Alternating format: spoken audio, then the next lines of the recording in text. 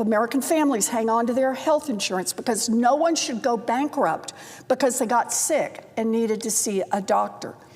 Now, in the next few days, Americans will begin getting letters in the mail telling them their insurance premiums are going up, way, way up. For some families, those premiums are doubling. Others will get priced out of their plans completely, leaving them with no coverage at all. And here's what that means. Thanks to Republicans in Congress, a 60-year-old couple making $85,000 a year will have to pay more than $22,000 every year to keep their coverage. $22,000. For families already hanging on by their fingernails, that could be a matter of keeping health care coverage or just giving up. And that could be a matter of life and death. I know what it's like. Growing up, there was never a time when my family didn't worry about money. My daddy ended up as a janitor. When I was 12, my daddy had a heart attack. He lost his job, the family station wagon was repossessed, and we were about to lose our home. My mother had never worked outside the home, but that is when she put on her best dress, got herself a minimum wage job answering phones at Sears, and saved our home and saved our family. Our healthcare system was already broken with high premiums, insurance denials, and huge copays. And that was before Donald Trump and the Republicans decided to make the healthcare crisis so much worse. Democrats are fighting to reverse Republicans' giant healthcare cuts and lower costs for Americans. Right now, it is only the Republicans in Congress that stand in the way. Affordable Care Act tax credits help people afford their health care, and they are set to expire at the end of the year, and insurance companies are resetting their rates right now. We are barreling toward a tipping point for American families. If Congress does not act, nearly 22 million Americans will see their health insurance premiums more than double on average. Democrats want to lower those costs right now. Republicans are shutting down the entire government instead of coming to the table to help American families. An overwhelming majority of Americans want us to extend these tax credits so that insurance premiums don't go through the roof. Even most Trump supporters agree with us on this. Donald Trump himself just said he wants to make it better, and it is only Senate Republicans who are standing in the way. Senate Republicans have refused to even sit down and negotiate over health care cuts, even though thousands of their constituents will see their costs go way up. For example, in Alabama, about 447,000 Americans will see their insurance premiums skyrocket. In Alaska, about 24,000 Americans will see their insurance premiums skyrocket. In Arkansas, it's about 144,000 Americans. In Florida, it's 4.4 million Americans. In Idaho, it's 101,000 Americans. In Indiana, it's 290,000 Americans. In Iowa, it's 118,000 Americans. In Kansas, it's 182,000 Americans. In Kentucky, it's 77,000 Americans. In Louisiana, it's 276,000 Americans. In Maine, it's 54,000 Americans. In Mississippi, it's 320,000 Americans. In Missouri, it's 383,000 Americans. In Montana, it's 67,000 Americans. In North Carolina, it's 888,000 Americans. In North Dakota, it's 38,000 Americans. In Ohio, it's 514,000 Americans. In Oklahoma, it's 290,000 Americans.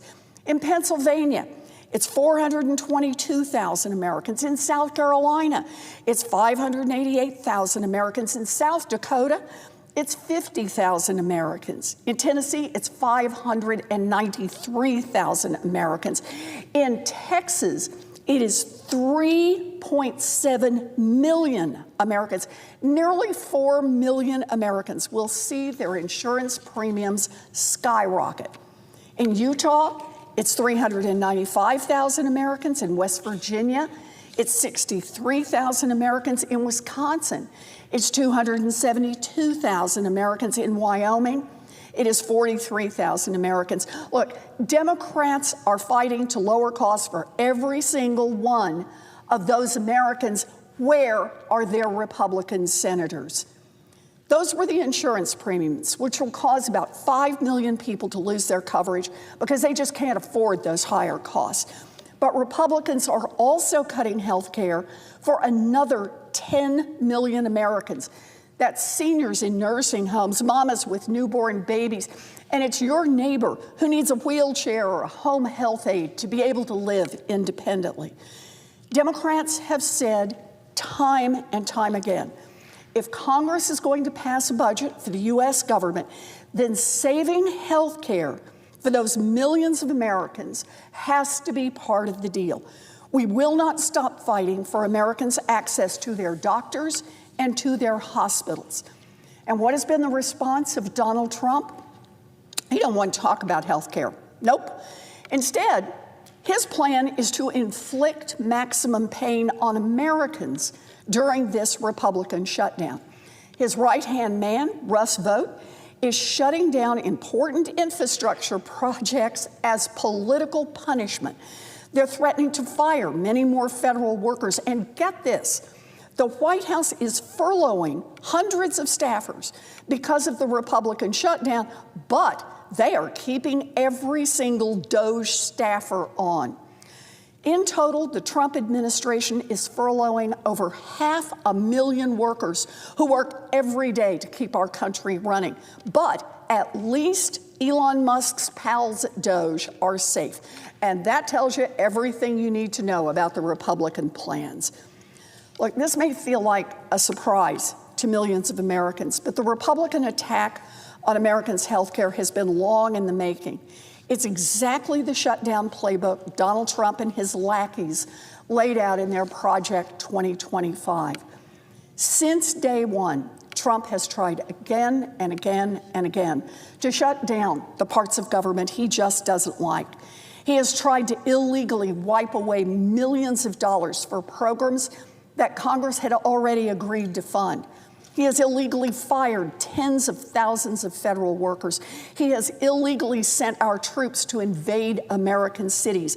And the response of Republicans in the Senate has been to bow down and let Donald Trump do all of that and more. And now, during a government shutdown, the President of the United States is saying, quote, a lot of good can come from a shutdown, and quote, we can get rid of a lot of things we didn't want. And while all of that is going on, why would Democrats sign off on a Republican budget without ironclad guarantees to make sure that Trump won't just turn around and go back on the deal and not lower costs for families? The answer is we won't. While Senate Republicans keep taking orders from their wannabe king and drag out their government shutdown, Senate Democrats will not stop fighting to save health care and to lower costs for families. We want rollbacks of the Republican cuts that will take away health care coverage from 15 million people and drive up insurance premiums for everyone else. This is not a partisan issue. This is not a partisan fight. Democrats are in this fight for all Americans, and we urge Senate Republicans to join us to protect health care coverage for millions of Americans and end this painful government shutdown. Madam President, I yield the floor.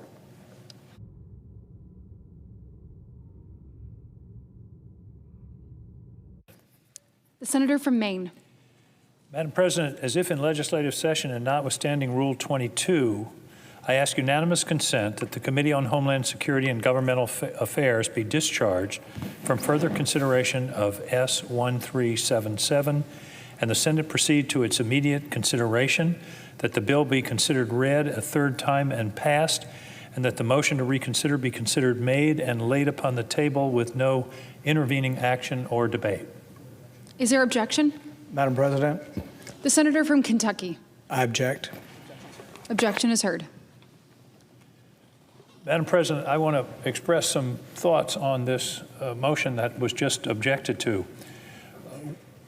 We are in a ongoing, serious, and debilitating conflict in the world of cyber. It is one of the most serious threats this country faces. In fact, right at this moment, it is probably the most serious threat this country faces, from nation states, from hacktivists, from ransomware, from crooks around the world.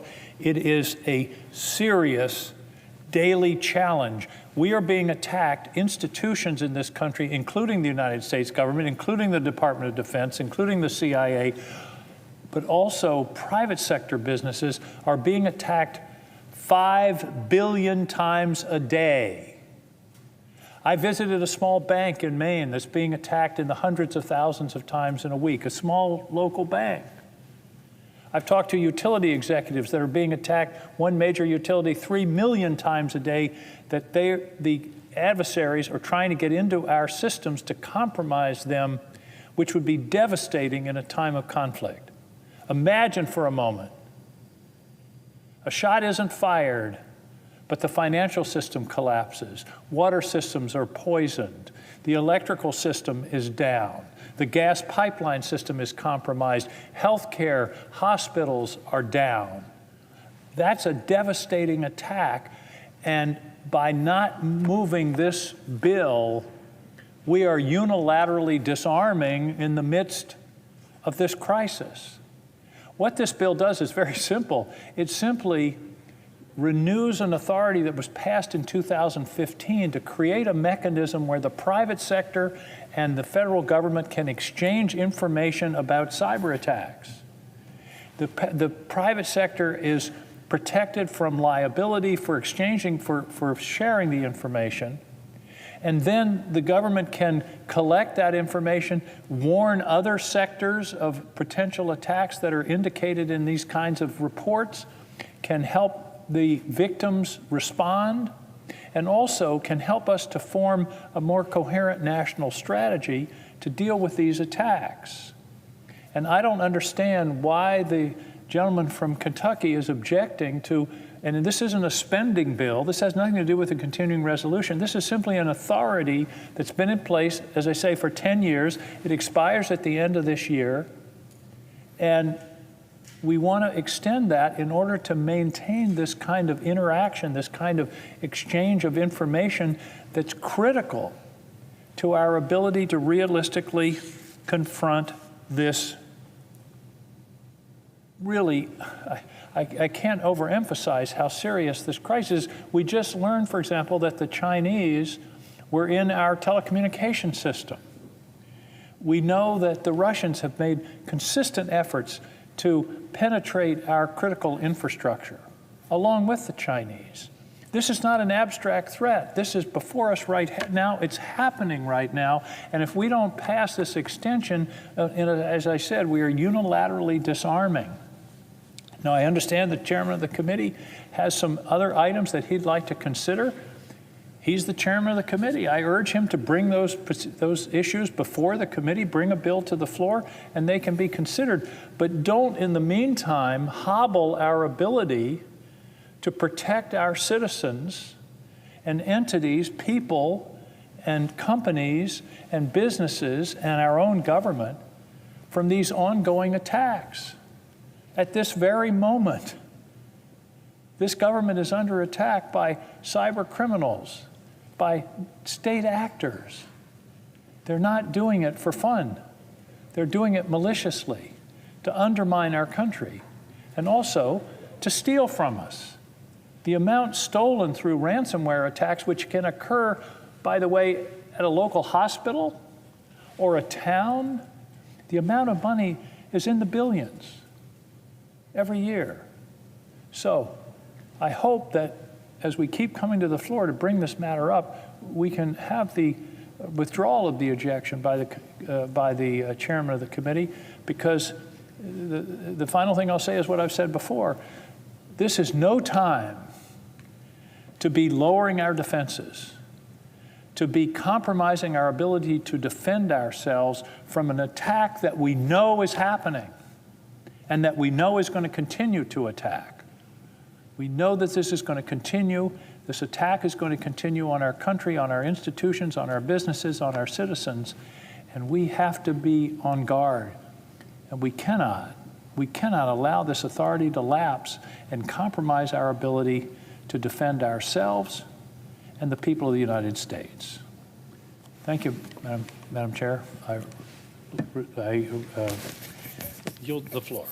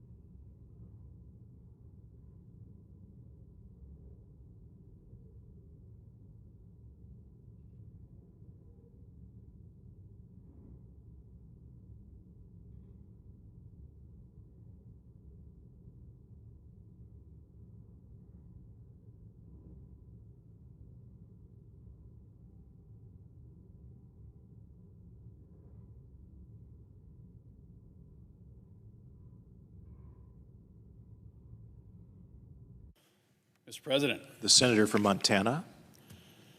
first I want to congratulate you on the momentous occasion of becoming a Golden Gavel recipient. That's an achievement of a lifetime, truly. Congratulations. I ask unanimous consent that if any nominations are confirmed during today's session of the Senate, that the motions to reconsider be considered made and laid upon the table, and the President be immediately notified of the Senate's actions. Without objection. Thank you, Mr. President. I rise today to talk about a historic occasion where we are passing the CRA for the Miles City Resource Management Plan. In the last 5 years under the previous administration, we've seen historic attacks upon American industry, primarily our resource industry, which is so critical to Montana's economy, and most importantly is critical to the 21st century economy of the United States. We are facing an energy crisis where we're not going to have enough power literally in our grid to power our homes, turn the lights on in our homes, and most importantly, fuel the 21st century economic revolution that's coming.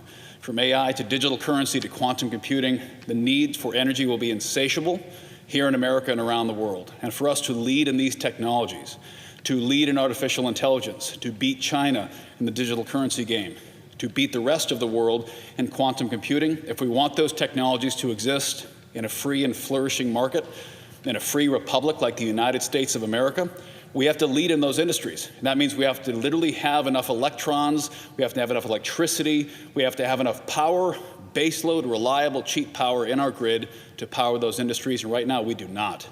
And not only do we not have it today, we won't have it tomorrow if we do not expand our resource economy yet again. That means things like coal have to be unleashed. China's building coal plants every single day. We haven't built one in decades here in America. Right now, there's enough coal under the ground in Montana to fuel our economy for another 1,000 years. It's about time we start extracting it yet again. Not only does it mean thousands of jobs in Montana, in rural Montana, where economic development has stalled for decades, but most importantly, it means economic dominance for the greatest nation in the history of mankind. And many other nations depend upon the economic leadership that America provides. And in the 21st century, that leadership will depend on a strong 21st century economy based on cryptographic currency, artificial intelligence, quantum computing, and all those industries revolve around cheap, reliable baseload power. We need that out of the coal mines in Montana. We need it all across the nation. We need to bring common sense policies back to our resource economy. We don't want to be pouring cyanide in our rivers, blowing tops off the mountains and clear-cutting forests. We do not want to go back to those days. We've learned our lesson. Nowhere more have we learned that than in Montana, the site of America's largest Superfund site based on disastrous copper and coal mining from decades ago. But we've learned our lessons from those. And if we don't mine these resources in America, all we're doing is pushing that mining somewhere else. Places like Africa, South America, Asia, where there are no environmental regulations, there are no labor laws. 8-year-old kids are hauling these materials out of mines on the back of their heads. Child labor, slave labor, cyanide being poured into lakes without any environmental regulation whatsoever. We do it cleaner, safer, and better here in America than anywhere else in the world, and Montana is a perfect place to start reviving our resource economy. So I'm proud to support this CRA. I'm proud to see the resource economy of Montana once again be supported by our government. It's so important for these projects that they have a predictable regulatory environment to operate in. When these companies have to raise billions of dollars in capital to fund these projects, they have to have comfort that the projects will not simply be canceled the next time the political winds shift. 4 years is not a long time when you're making tens of billions of dollars of investments in pipelines, mining, power plants, and huge resource projects. Our investors, American investors and foreign investors, need to have confidence that if they put dollars into the American economy, those dollars are going to be respected, encouraged, and quite frankly, rewarded. And nowhere is it better to mine coal than right here in the US of A, and nowhere better than Montana. We have hardworking people with a great work ethic who take pride in their work and want to fuel the 21st century economic explosion that will happen right here in this country. The time is now to build our electrical grid. The time is now to revitalize our resource economy from timber to coal to copper mining to oil and gas. The Miles City CRA brings back common sense and gives certainty to a resource economy, and most importantly, our private sector partners who will make the investment so that's possible. I vote in favor of this and hope our colleagues on the other side of the aisle also support the Miles City CRA. Thank you, Mr. President.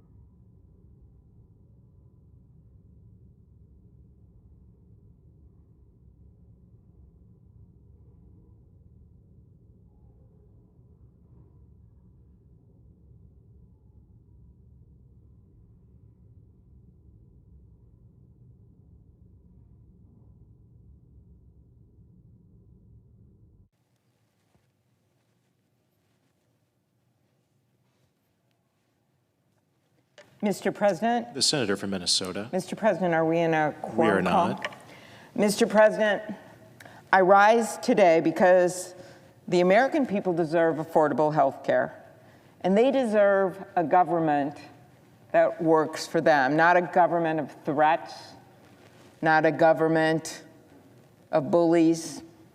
They deserve a government that comes together in a bipartisan way to find solutions to the problems and challenges they face. Sadly, right now, we are on day 18, where the Republicans in the House of Representatives have not reported to work. Day 18. I went over there this morning, and there are literally more statues of former Republican leaders than there are actual Republican House members in the entire House. I walked down the hallways. I went to the door. I went to see if anyone was there. There's no one there. There's just a bunch of statues of former leaders. We need real leaders right now over in the House that are willing to sit down and negotiate with members of the Senate and, yes, with the president. Not to be rubber stamps of the president, but to actually come back and say, this is what I'm hearing from my constituents, because we know what they're hearing. We have seen the numbers. And some of them have been willing to say it. Some of the House members on the Republican side, some of the senators. 3/4 of the people on the Affordable Care Act plans, according to a study from the Kaiser Family Foundation, 3/4 of them are in states won by President Trump. The vast majority of them are in red congressional districts. So we know what they're hearing because it's what I've been hearing. Some of the people are already getting notices in some states, like in Senator Warnock, Senator Ossoff's state of Georgia, that they're seeing a doubling of their premiums or a tripling of their premiums. And I have heard the proposed numbers in the state of Minnesota. It is not pretty. A few weeks ago, I went on a 13-county rural tour in my state. I visit all 87 counties every year. And I met with soybean farmers, and one of them told me that what he was seeing between the tariffs drying up his market, 60% of the soybeans in Minnesota are exported around the world. We're proud of that. We feed the world. Those markets have dried up. They can't sell their soybeans. They can't get a good price for their soybeans. Heard the same thing from our corn growers. So when you look at what's happening with their markets, and then you look at what's happening with their input costs for things like fertilizer because of the tariffs, of the Trump tariffs, and you look at the increases for them in their daily living expenses like electricity bills, like grocery bills, because these tariffs, and yes, these healthcare premiums. You look at this, and one soybean farmer told me this is a perfect storm of ugly. So what should our answer be? To stay away, like these Republican House members have done, because they're afraid of having a vote about the release of the Epstein files? That soybean farmer is like, what? Go take care of your business, but your job is to come here and help me. Families' budgets are being squeezed. The president promised he would bring down prices on day one, but instead it is day 261, and the opposite is happening, especially with healthcare. And this isn't a December problem or a January problem. This is a now problem, because November 1st is the date. November 1st is the date where these plans that are called different things in different states, in my state it's called MNsure, when these plans, which over 25% of our farmers are on, for one thing, and a whole bunch of small business owners, they're not working at some big corporation in a small business. They do not have the option of getting their plans that way. Instead, they rely on these types of plans from the state. Ours existed even before the Affordable Care Act, but is one of those Affordable Care Act plans. And so November 1st is when that marketplace opens up. And then they got to decide. They can't afford doubling the premiums. And that's what this fight is about.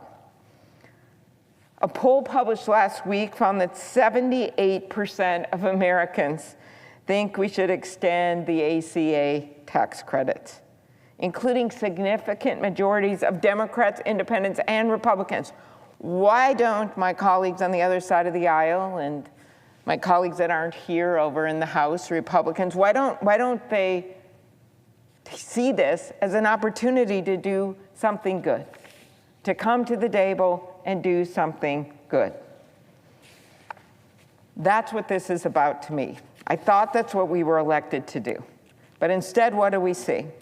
According to Minnesota's health insurance marketplace, a 30-year-old in Mower County, that's one of our rural counties kind of near the Iowa border, earning $39,000 per year would see their premium increase from $77 per month this year to $225 a month for the same plan. Not extra bells and whistles, the same plan. A family of 3 in Roseau County, that's way up north, with an annual income of $106,000, this is a family of 3, would see their premium jump from $675 a month to $1,100 a month, an annual increase of more than $5,000. A 60-year-old married couple in Bemidji, earning $85,000 per year. This is the middle of our state, beautiful lakes area, home of Paul Bunyan and Babe the Blue Ox, just dealt with a horrible, horrible storm, and their town showed this incredible resiliency. A 60-year-old married couple in Bemidji earning $85,000 per year will see their premium climb from less than $500 per month to $1,700 per month. That means an additional $15,000 next year for the same coverage. These increases are going to force people to make a decision. As my rural hospitals told me, behind closed doors, some of it, they said, so we've got a whole bunch of people that are going to be hurt by these Medicaid cuts that were in the bill, the budget bill this summer. And we've got a whole bunch of problems because $500 billion in Medicare cuts was automatically triggered by that big, beautiful bill, as it's called, or big, beautiful betrayal of a bill. $500 billion in Medicare cuts was triggered. Why? Because the debt went up so high because of all the tax cuts for the wealthiest. And that's just in law. If you put up the debt that much, you're going to get Medicare cuts that aren't going to hit individuals. They will eventually, but they're going to hit these hospitals. I say eventually because there's not going to be any place to go to get your health care if you're in a rural area and these hospitals and clinics start closing down. So on top of all that, Medicaid, the Medicare, then you layer on these Affordable Care Act issues. And what the people, the doctors, the nurses told me was that because that's how so many of their patients get their health care, if they don't get their insurance, which some of them just won't be able to afford unless we do something about it, which is fully within our power to do.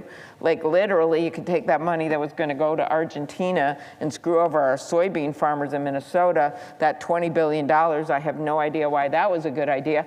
You can take that money, and that's going to pay for a big chunk of just the first year of these tax credits for regular Americans, and not screw over our soybean farmers. So anyway, they told me that if you make sure these people still have insurance, that's a huge deal to these rural hospitals. It means that they can maybe just barely eke by and make it, because otherwise people are going to get rid of their insurance, then they're going to show up in the emergency rooms because they're not going to be getting not just primary care, but elective surgeries, regular things they should be getting because they don't have the insurance, and they're going to show up in the emergency rooms, and then the hospitals are going to be paying for that care. That's what we're dealing with here. And these increases are going to force people across the country to make these impossible decisions. Constituent was caught off guard of mine by a $2,000 premium increase. A family of 4 considering downgrading their insurance plan. And a father who expects that his family will owe $16,000 more next year. One woman currently saves more than $450 per month because of the ACA tax credit. She's retired, she's single, so she does not have any additional income coming in. And that gives her the $5,400 extra per year. And that is before you factor in, and this is important for people to know, because everyone's having trouble with what's going on in the insurance market right now. That's before you factor in what is expected to be a 21% increase in the premium. Another constituent has shared that her biggest fear is affording health care for her family. She said, please keep up the fight for the ACA subsidies. Every day the cost for just living goes up. I'm worried for my family. We know our healthcare system is far from perfect. There are many steps we should take to improve it. I could spend the whole day giving you some ideas that would be constructive.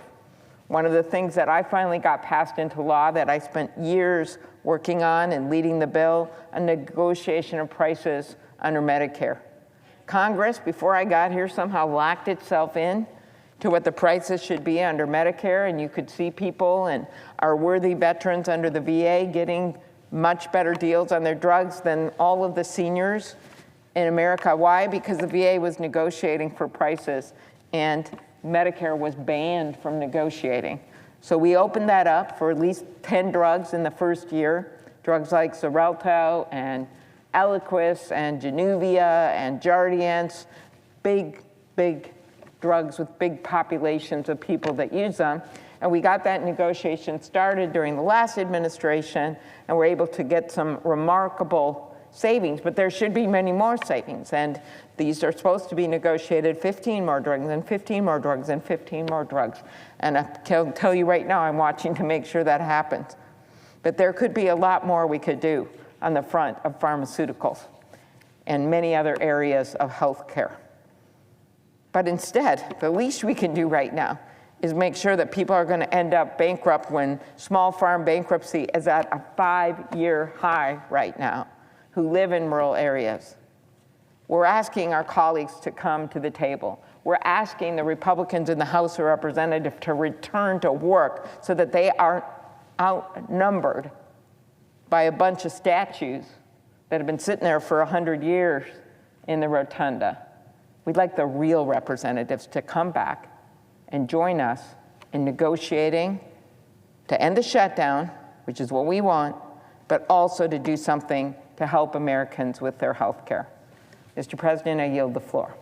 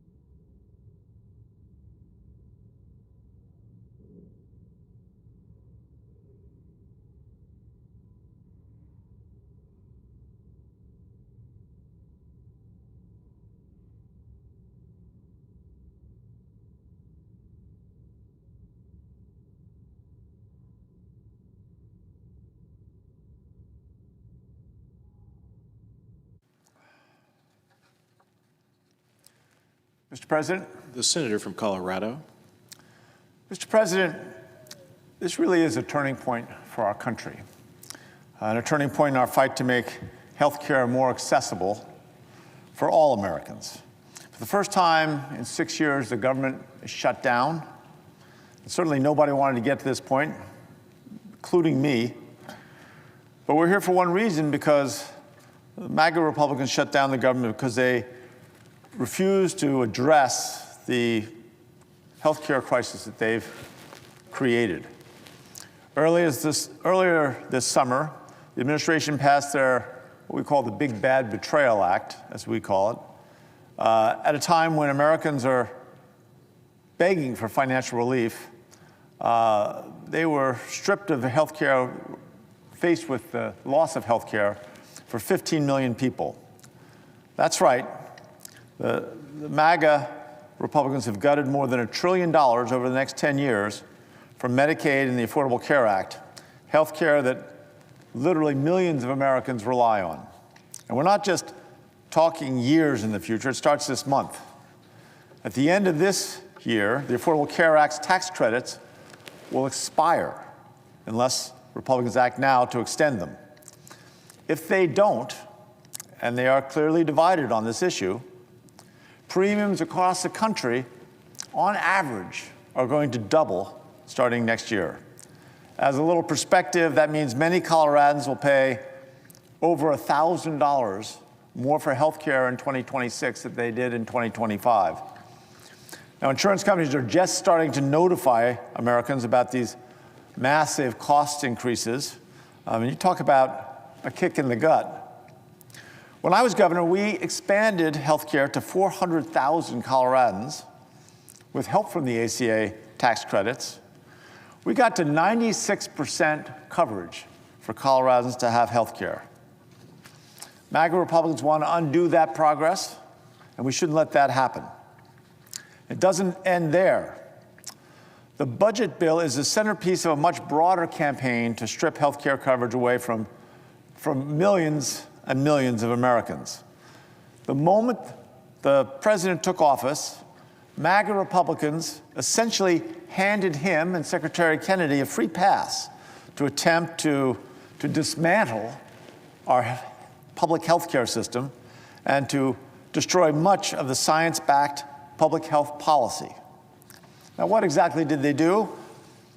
Well, the president and RFK Jr. fired every single member of the CDC's independent panel on vaccines and replaced them with vaccine skeptics, people that really didn't believe too much in the value of vaccines. Then when the president's own CDC director voiced her opposition, they fired her too.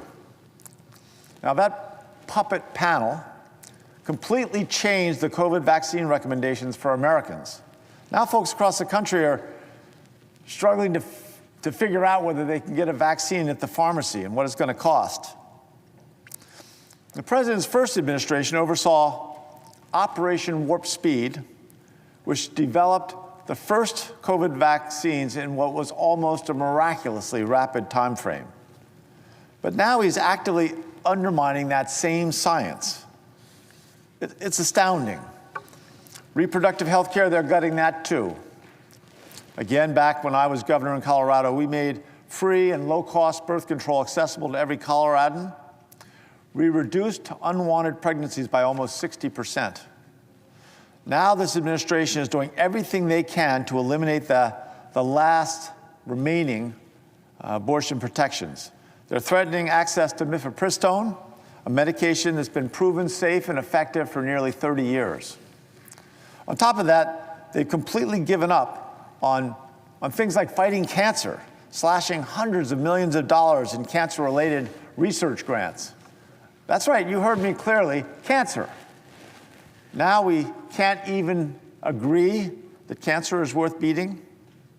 If that wasn't enough, the White House actually reached out, publicized, the president talked to pregnant women, told pregnant women not to trust their doctors, but that they could feel assured that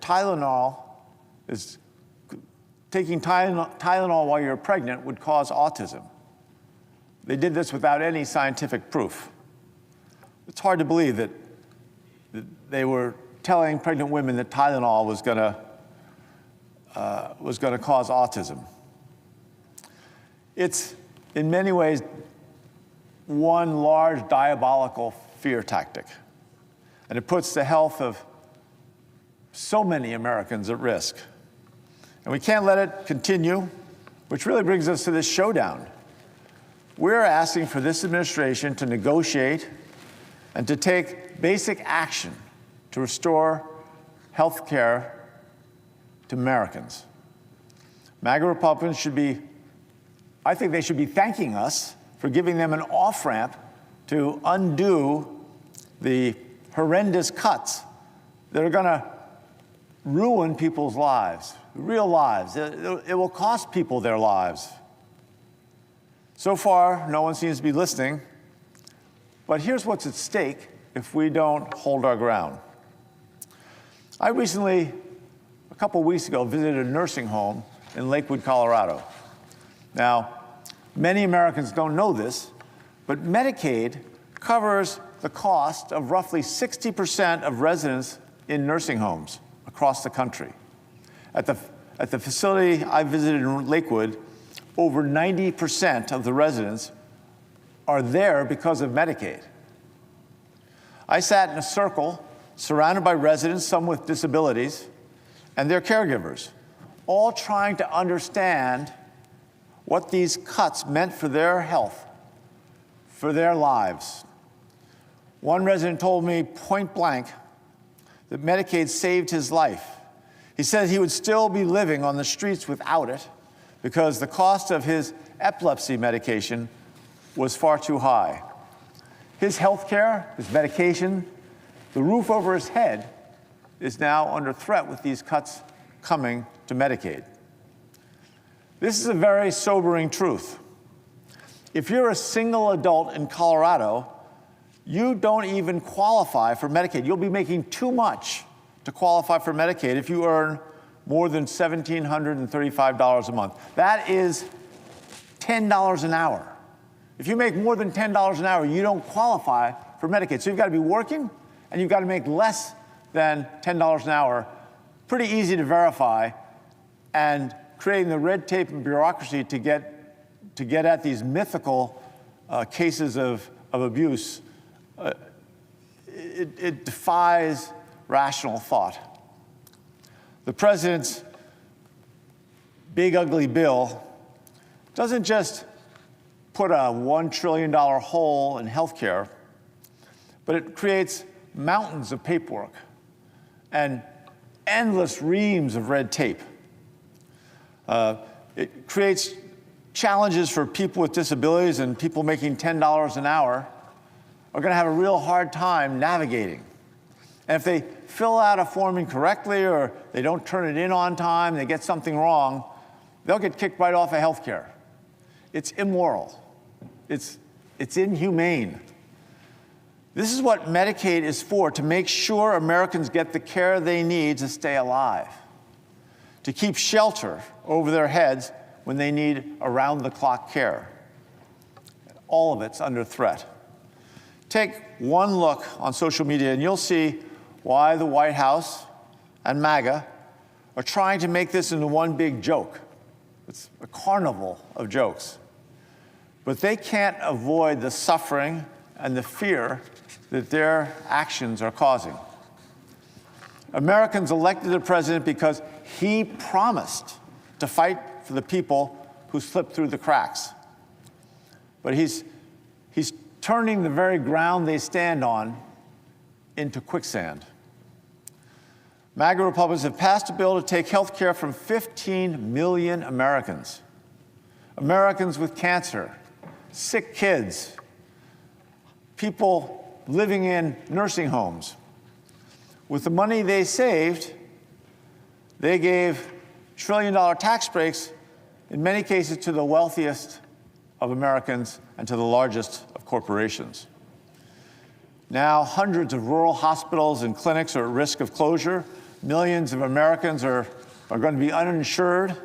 Many of them have pre-existing conditions, which will make them getting insurance again nearly impossible. And they're going to be faced with health care premiums that will be doubling. And that's for literally millions of Coloradans, or millions of Americans. And we're not talking decades in the future. We're talking about next month when these premiums go up. By November 1st, Coloradans on the marketplace plans that they get from the healthcare exchange, they'll be getting the terrifying news, the alert, from the insurance company that their premiums are about to increase. What we're being told is that some Colorado families are going to see price tags $1,000 a month higher than what their normal payments were. Democrats are fighting for one thing: to protect the essential care that millions of Americans rely on every single day. It's about making sure that moms and dads, little kids, grandparents, newborn babies don't fall through the trillion-dollar hole that MAGA has created in our healthcare system. Let's work together, let's reopen the government, and protect the health care for the people of this country. We'll be waiting and ready at the negotiating table. Thank you, Mr. President. I yield back the floor.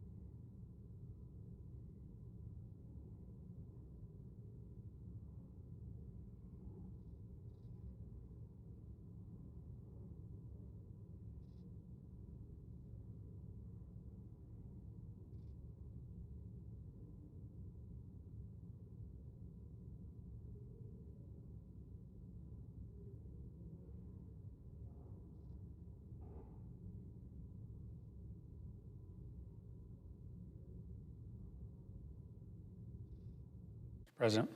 Senator from Connecticut. Thank you, Mr. President. Colleagues, I think there is a tendency in this place, but probably in the country writ large, to compartmentalize each news cycle, to get outraged by every new contest to free speech or to the rule of law or to the power of Congress, but to really never see the full picture. Yesterday's assault on a particular democratic norm is forgotten, and we just wake up the next day to some new outrage. And I know that when people like me start talking about creeping authoritarianism in America, a lot of my Republican colleagues tune out. They think it's hyperbole or just politics. But I think it's time for all of us, Republicans and Democrats, to really step back and come to terms with the full picture of what is happening right now in America. I know that there are many Republicans in this chamber who are not ready to give up on democracy. But there are a group of radicals surrounding the president who have convinced him to operationalize a plan that is designed to try to crush political opposition and dissent in this country. When democracies die, sometimes it's in a coup, sometimes it's through violence, sometimes it's the occupation of the Parliament building, sometimes it's the cancellation of elections. But normally, that's not how democracies wither and vanish. In countries that have lost healthy democracy, normally what happens is that over time, the regime, the party in power, just contracts the space for dissent, for speech, for political opposition, such that while elections still happen, the opposition party can never win. The rules get rigged, essentially, so that the party in power never, ever loses. That is the plan. That is what President Trump and the radicals around him are trying to do to America. I know that many of my colleagues aren't on board for this plan, but I worry that many of my colleagues refuse to see it in its totality because they deal with one outrage at a time. They justify one assault at a time without seeing the full scope of it. We aren't on the verge of an authoritarian takeover. We are in the middle of it. Now, it's not a fait accompli. It is not certain to be successful. But if we aren't clear-eyed about what is happening, then we have no chance to arrest it. If my Republican colleagues don't force themselves to pull back and see the totality of what is happening to the political opposition, it's hard to see because it's not happening to you. It's happening to your colleagues. You're not in jeopardy of being arrested. My colleagues are. Your allies are not being taken down off the air. Ours are. If we don't all pull back and see this for what it is, we will wake up and there will be a day where our democracy is gone. And so I want to talk to my colleagues today about the totality of this plan. And it really happens in 5 steps. The first step is to convert the justice system into a political witch hunt operation. Every totalitarian relies on the justice system to punish dissent, but also to immunize illegality for loyalists. That's the deal you get in a totalitarian state. If you speak out against the government, well, then the legal system comes crashing down on you. But if you are loyal to the government, then you can get away with crimes. We are seeing this at scale right now. The indictment of James Comey for no crime. Not a single prosecutor in that office in Virginia would sign the indictment, not a single one, until President Trump sent his personal lawyer to take over that office, because only she would sign the indictment.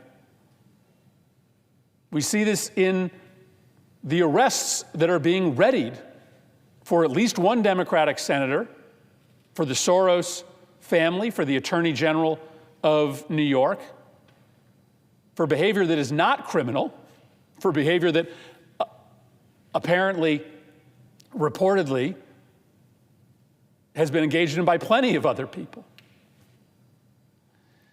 But you also see it in the way that it ultimately plays out in a very quiet way. The goal here is not to arrest everybody that opposes Donald Trump. The idea here is to just put enough fear into the ranks of those who might speak truth to power that they stay quiet. And it's undoubtedly happening. There are undoubtedly people in this country who see what is being threatened to Senator Schiff, what has happened to James Comey, and they have just decided to remain silent. This is a tried and true tactic of a totalitarian state, is that they threaten people with arrest if they speak up, and lots of people just decide not to speak up in the first place. But what also happens is that if you are loyal to the regime, you get away with crimes. See what happened to the mayor of New York, Eric Adams. He allegedly had committed a crime. He had committed significant corruption, but was exonerated by President Trump only after the mayor pledged his political loyalty to the president. In fact, one of the president's representatives and the mayor went on television to essentially publicly do the handshake. Loyalty from the mayor to the president, an exoneration of corruption from the government to the mayor. This is how totalitarian regimes control speech. They punish through the legal system dissent. They immunize corruption amongst those who are loyal. The second part of the plan is to eliminate free press and replace it with state-run media. Now, I don't know that I'd go so far to say that we have state-run media in the United States yet, but there is an attempt underway to try to use the vast regulatory powers of the administration to censor media. And again, the administration isn't hiding it. They are going on TV and celebrating the fact that in the latest instance, they threatened to pull the licenses of TV stations that didn't take off the air one of the president's loudest critics. But we also see it through the consolidation of media into the hands of allies of the president. One family that has just taken control of a major media group that owns, amongst other properties, CBS, is looking to also take control of CNN and may have an ownership stake and a control stake in TikTok. That family has shown a willingness to censor content, pulling Stephen Colbert off the air, and to put in place essentially Trump-approved censors for their future news content. So you get to state-run media, not necessarily through the state owning and operating media, but by the state using its regulatory powers, its control of licenses and mergers, to make clear to the billionaire class that they can own media, that they can make a lot of money off of media, but only if it propagates Trump's narrative and suppresses criticism. It's happening right now. We're watching it happen. The third step in the plan is to militarize law enforcement. The deployment of the military to Chicago and to Portland to Los Angeles is illegal. It is illegal. But it is designed to try to once again quell dissent and protest. This isn't about public safety. This is about political intimidation. And you're just naive if you think that folks aren't going to be a little bit less interested in showing up at a protest if they're worried about getting roughed up by law enforcement. You are naive to think that there isn't an impact on speech when the military is patrolling your streets. The signal that is being sent is that if you speak up in opposition to this president, you are going to be greeted by troop deployments and tear gas and military helicopters. The fourth step in this plan is seizing control of government spending and taxation. And here is where I fail to understand why there isn't bipartisan agreement, why we don't join hands.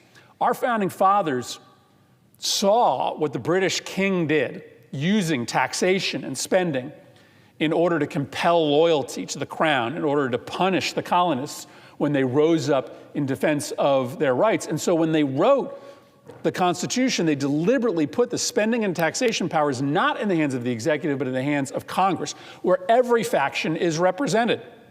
Thus, this body is in a position to broadly protect the rights of all people.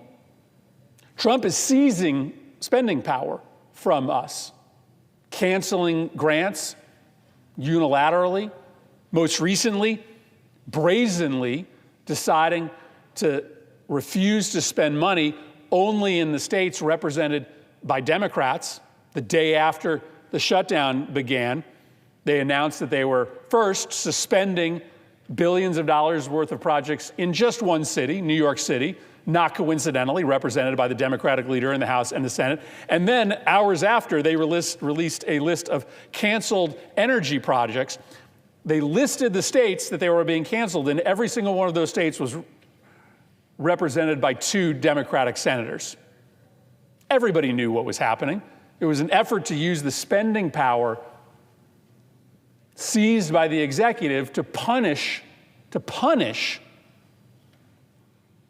representatives of the people who oppose the president politically. And then the fifth part of the plan is to rig the rules when the rules don't work for you. This is happening in the way that President Trump is going state by state and demanding that congressional lines be redrawn in the middle of a 10-year cycle in which traditionally we leave lines as they are. Why? He's, again, been totally honest and transparent about it. He just wants more Republicans elected. Even if the majority of people in a particular state favor Democrats, he wants the lines drawn in a way that would elect more Republicans to Congress. Now, in this case, it's of course forced Democratic states to do the same, but it was Donald Trump that started this cycle of changing the rules in order to make sure that his party stays in power, that he stays in power no matter how unpopular he gets.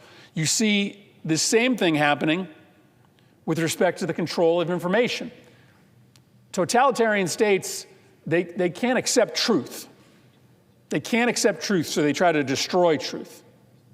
Well, that's what Donald Trump is doing by banning reporters from the White House that don't toe the Trump or MAGA line.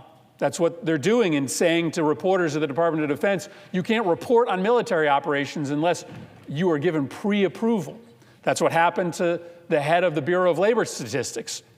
When the labor statistics showed that the economy wasn't good, that guy got fired and replaced by somebody who would issue fake numbers that made the economy look better.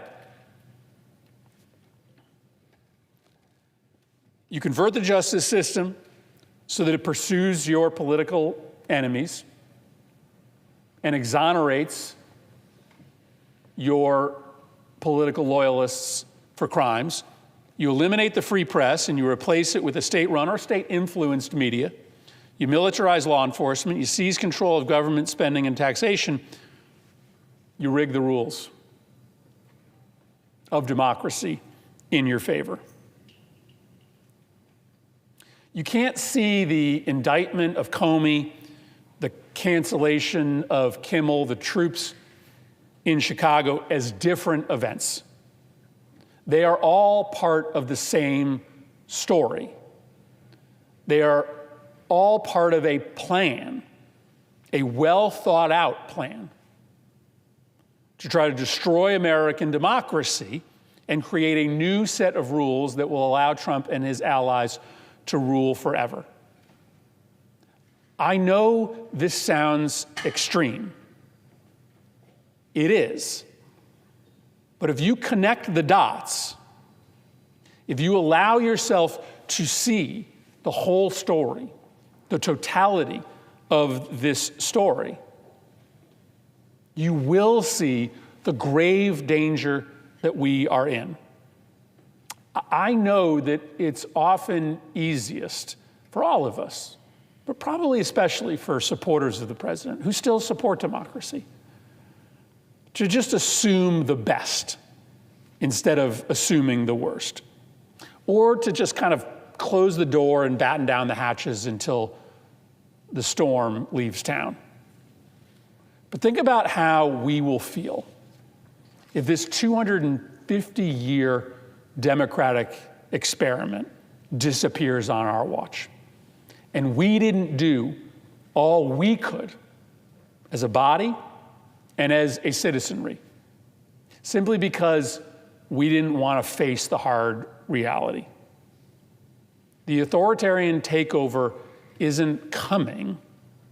It's here. We're in the middle of it. But it is not too late for everybody to see it and for us to stop it. I yield the floor.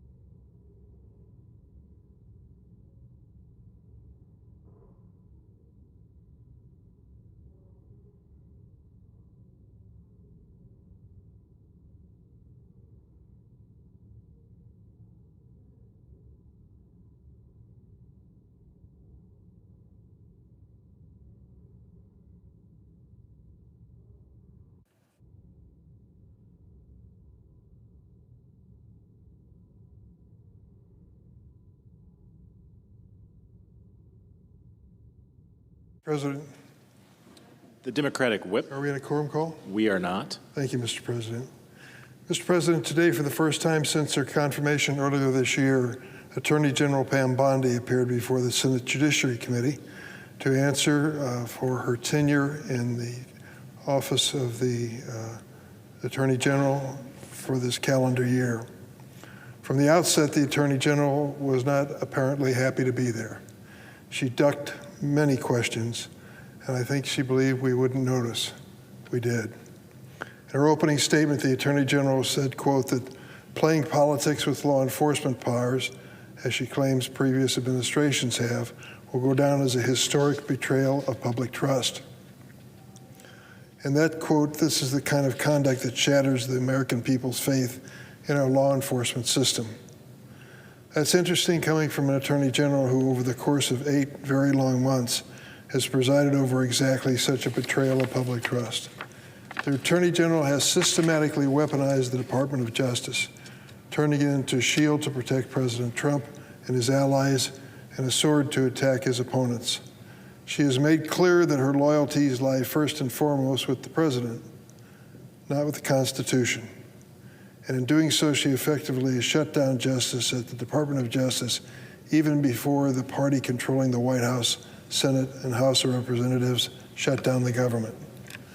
Last week on the Senate floor and in the wake of the federal indictment against former FBI Director James Comey that was ordered by President Trump expressly, I warned of the dangers posed by weaponizing the Justice Department in a political fashion. A president enabled by people like this Attorney General, who can warp the Department of Justice and FBI into a personal police force to target his enemies, can turn it against ordinary Americans too. And unfortunately, the city of Chicago, which I'm proud to represent, is feeling that today. In an especially egregious instance in the city's South Shore neighborhood last Tuesday night, hundreds of armed federal agents rappelled from Black Hawk helicopters and swarmed an apartment building in the South Shore area. This made-for-movies entrance was into a building which apparently the ICE agents knew little about the occupants. ICE rampaged through the building, breaking down doors, rousting people out of bed, rounding up the residents without cause, detaining many with zip ties, including women and children. When one of the ICE agents was confronted with the children, he said, "F them kids." Detaining not just immigrants, but U.S. citizens for hours on end with no justification isn't fighting crime. It's cruel and it's un-American. Attorney General Bondi's Justice Department has defended this dubious legal basis for federal deployments in Illinois and diverted Department of Justice personnel and their components to assist with these efforts. So today, many of us pushed her for answers. I asked her if anyone at the White House consulted her about the National Guard deployments to Chicago and other cities. She refused to answer that she'd even had a conversation with the White House about their justification for sending hundreds of National Guard troops into the city of Chicago. I asked what secret the Attorney General was trying to hide from the American people, who deserve to know the legitimate legal rationale deploying American military to our cities. She responded by attempting to blame Democrats for the Republican shutdown and attacking me for not loving Chicago as much as I hate President Trump. That was a quote. I've been a member of the Judiciary Committee for 20 years plus. Never have I encountered a witness from any other administration of either political party responding to legitimate questions with personal attacks. She had a personal attack crafted for each one of the senators and thought she was getting the best of us. But that kind of unserious response is what we've come to expect from Trump administration officials, whose priority is loyalty, not the rule of law. If DOJ is serious about reducing crimes, they would work in conjunction with state and local leaders to implement evidence-based policies that do drive down violence. But the fact is that this administration actually cares more about spreading fear into the hearts of our communities and catering to the vengeful whims of President Trump and Steve Miller. It's political theater with an immense human price tag. I also asked Attorney General about the Epstein client list she wouldn't touch it. She said in February publicly that the client list was, quote, sitting on her desk. Well, it's October, and the American people are still waiting for answers on this. She refused today to provide any information about this list. And we know why. A few months ago, a credible whistleblower told my office that FBI agents were instructed to flag any mention of President Trump in the files for Mr. Epstein. If true, that's not law enforcement, that's political protection. So I pressed her again today for more information to be made public. She refused. Mr. President, what we saw in today's hearing was an Attorney General unwilling, maybe unable, to defend what has happened in her department. Whether it's the Epstein files, Chicago immigration raids, sweetheart deals for Trump allies, or the mass purging of career law enforcement, her silence tells a story. Saying, quote, I'm not going to discuss this with you, may have worked today, but one day she'll need to answer for her conduct in this role, and she'll need to defend her record, one that saw the dismantling of the Department of Justice for political purposes on her watch. Mr. President, I yield the floor.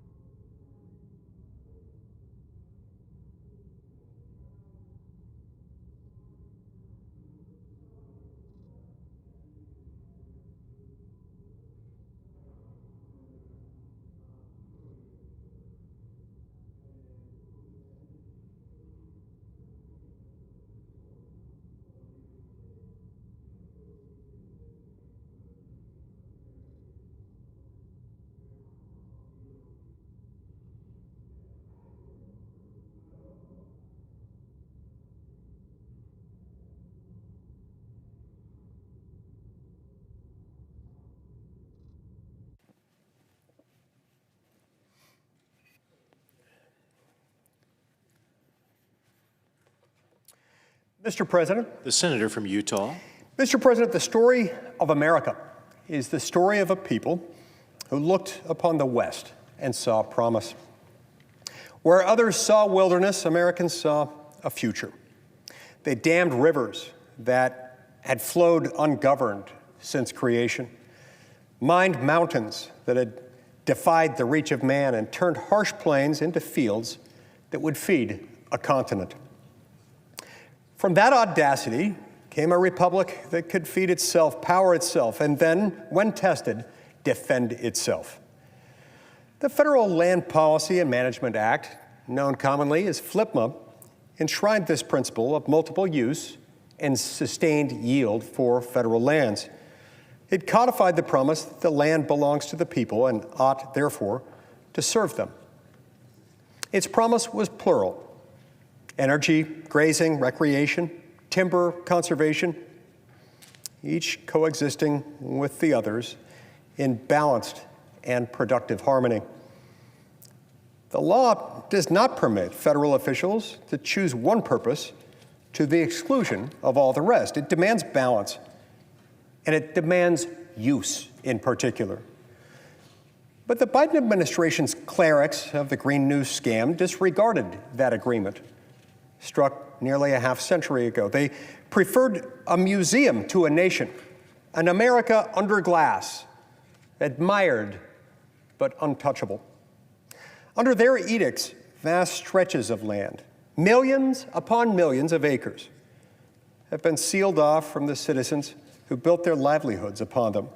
In Montana, North Dakota, and Alaska, communities that have mined, grazed, and worked for generations are now treated as trespassers in their own story. Their supposed crime is self-reliance, hardly something we should be seeking to punish.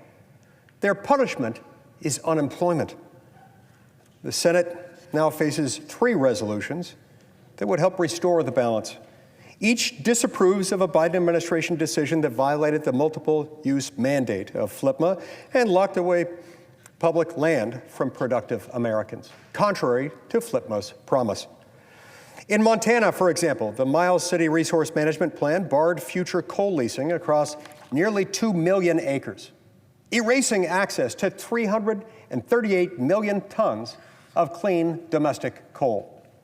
In North Dakota, more than 4 million acres of federal coal reserves were closed, nearly 99% of the reserves available in that state. And in Alaska, the Central Yukon Resource Management Plan imposed new restrictions on 56 million acres of land, including millions of acres newly labeled as quote-unquote areas of critical environmental concern. One of the great trick plays used by the left in order to bring about de facto wilderness or de facto monument designations without actually having to go through the process that the relevant laws would require. Joe Biden's bureaucrats rode over the voices of those who actually live near that land and live with the consequences of these bad decisions. And the results were predictable: higher costs, lost jobs, and deeper dependence on nations that, to put it mildly, do not wish us well. Every shuttered mine, every idled rig is an act of self-imposed amnesia, a willful type of forgetting of what made America both prosperous and free. Now, luckily, President Trump and Secretary Burgum are correcting that course. They're returning resource management plans to their proper role under the law. That is, to manage the land responsibly and keep it working for the American people, the intended beneficiaries of those lands. The Congressional Review Act allows us, mercifully, to repeal these unlawful plans and restore the statutory balance Congress intended and Congress, in fact, created with the Congressional Review Act. When these resolutions of disapproval take effect, after they've been passed and signed into law by President Trump, the Bureau of Land Management will still have the necessary environmental analysis to issue new resource management plans that are consistent with the law and the clear intent of Congress. Plans that open access where it was previously closed, respect local voices that were previously ignored and bring federal management back within its legal bounds. That is how the process should work. That's how it's supposed to work. Under the law as written, it's how it does work. It's at least how it always should have worked, but didn't work under the Biden administration, like so many other things. Now, Republicans are defending the right of a free people here, the right of a free people to power their own future, to determine their own course. Democrats are still genuflecting before the altar of the Green New Scam, clinging to their faith and their false hope that if only Americans grow poorer, the planet will somehow grow purer. And in that same spirit of self-righteous delusion, this week, Democrats are yet again bringing forth a measure to denounce President Trump for declaring an energy emergency. It's a gesture so unserious, it would be comical if it weren't so dangerous. At the very moment when the world is entering an energy race that will decide who commands the engines of artificial intelligence and all that go along with it, who manufactures the tools of war, and who will feed and defend their people, Democrats have instead chosen to strike a pose. They're congratulating themselves for denying the existence of the fire while standing in the smoke and holding the matches. Theirs are the politics of aesthetic virtue. Better to be cold and appear righteous than to be warm and competent. But the American people, fortunately, are not fools. They understand that we can no longer afford to pad the pockets of Democratic allies propping up unreliable industries that cannot, no matter how hard Democrats wish it were otherwise, they cannot keep the lights on, while punishing the workers and the communities that can, and will, if only we will allow it, without undue interference from the U.S. government. These resolutions to overturn the reckless Biden-era land plans are part of that larger defense. They would restore lawful management to public lands, honor the voices of those who live nearest to them and are therefore most directly affected by them, and keep faith with the law Congress enacted. Mr. President, nations that lose their memory soon lose their nerve. The same spirit that split the Rockies and bridged the Golden Gate cannot be reconciled with a bureaucracy that measures virtue by paralysis.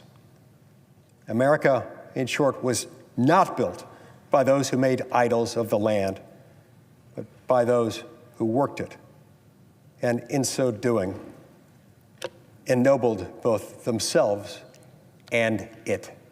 We cannot continue to bow to the Ashtoreth of climate alarmism and bow to the Moloch of eco-terrorism and pretend that that is going to work out well for America. Americans know better. Rewinding these management plans will not desecrate the environment, far from it. But they will deliver. They will deliver it from an orthodoxy that mistakes idleness for piety, reminding us that liberty, like the land itself, withers when left untouched. It's therefore with all the energy, enthusiasm that I'm capable of communicating that I invite my colleagues to do the right thing, to vote for these resolutions of disapproval, and to right the gross wrong that has been inflicted on the American people, particularly Americans in and around the states affected by these ill-designed, ill-conceived resource management plans. Thank you, Mr. President.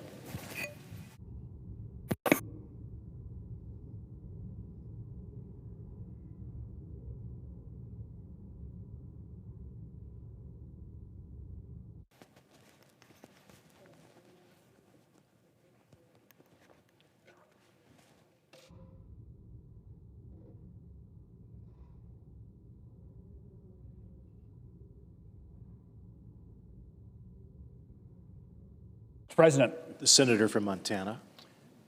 Mr. President, today the Senate will vote to proceed to my joint resolution to congressionally disapprove and officially roll back President Biden's anti-coal rule in Montana. HJ Res 104 is supported by the entire Montana delegation. And I want to thank Congressman Downing and Congressman Zinke for leading this resolution in the House, and for Senator Sheehy for joining me in the Senate. And this resolution is supported by many Montanans, starting with the governor of Montana, Governor Greg Gianforte, the mayor of Colstrip, Montana, the Montana Coal Council, the Montana Electric Co-ops, Northwestern Energy, local counties, both of the affected coal mines, and many, many more, and I will tell you, many, many more coal miners. I want to explain quickly what we are doing here today.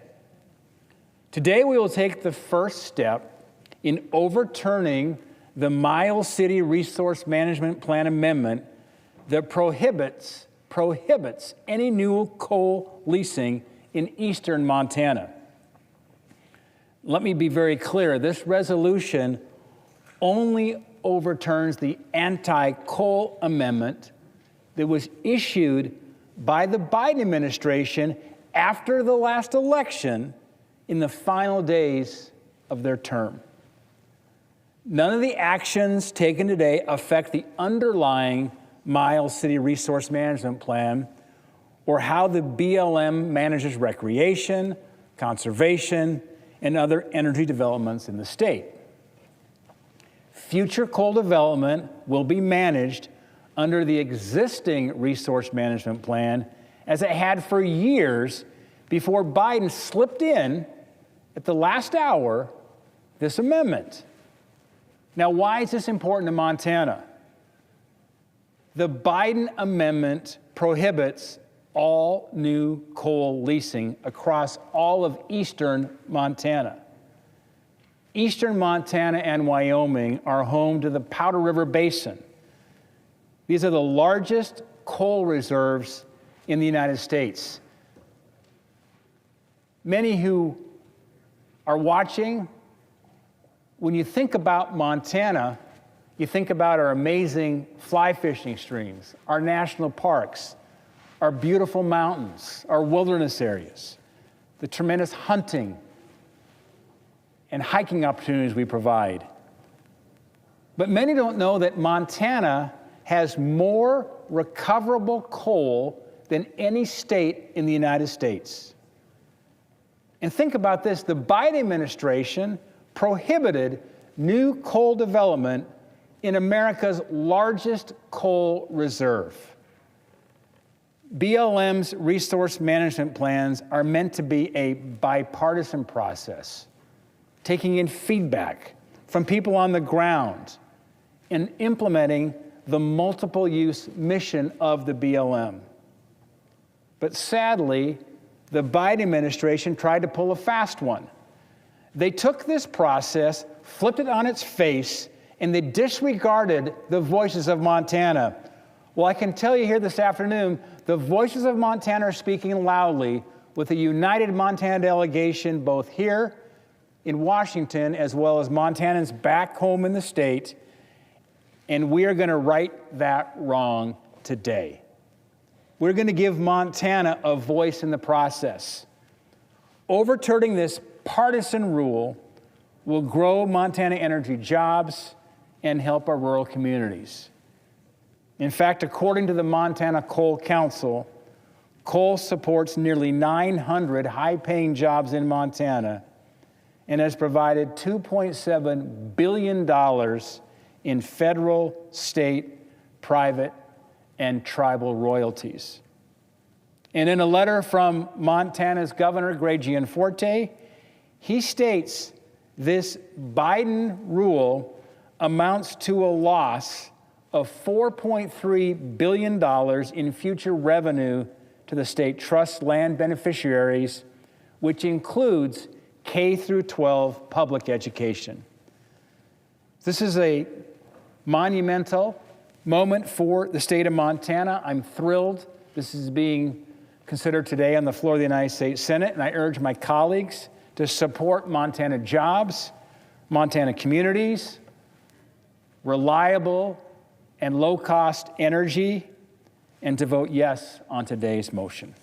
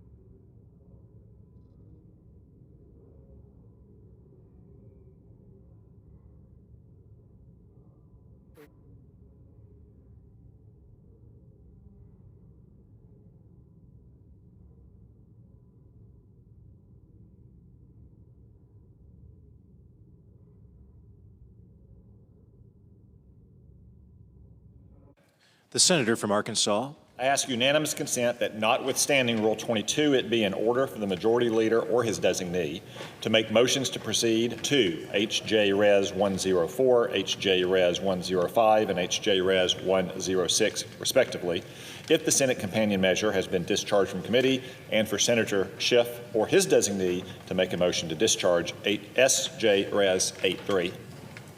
Without objection. I know of no further debate on the nominations. If there's no further debate, the question is on the nomination on block. Is there a sufficient second? There appears to be. The clerk will call the roll. Ms. Alsterbrooks. Ms. Baldwin. Mr. Banks. Aye.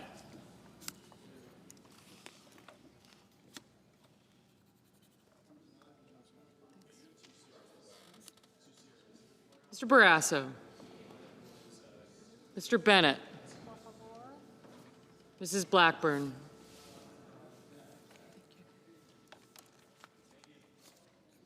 Mr. Blumenthal. Ms. Blunt Rochester.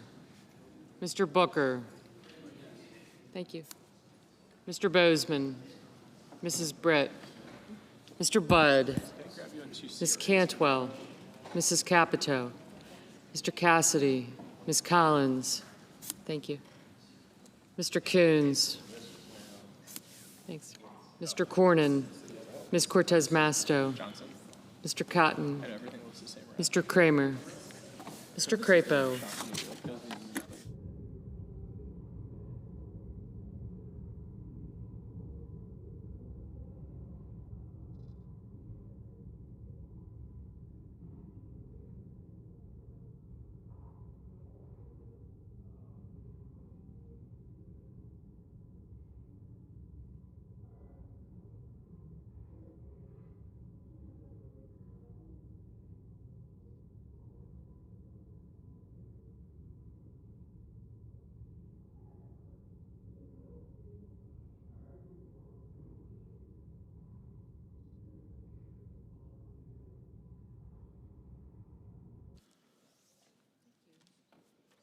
Mr. Cruz, Mr. Curtis,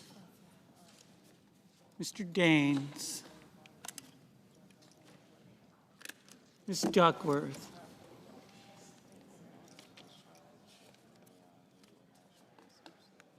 Mr. Durbin,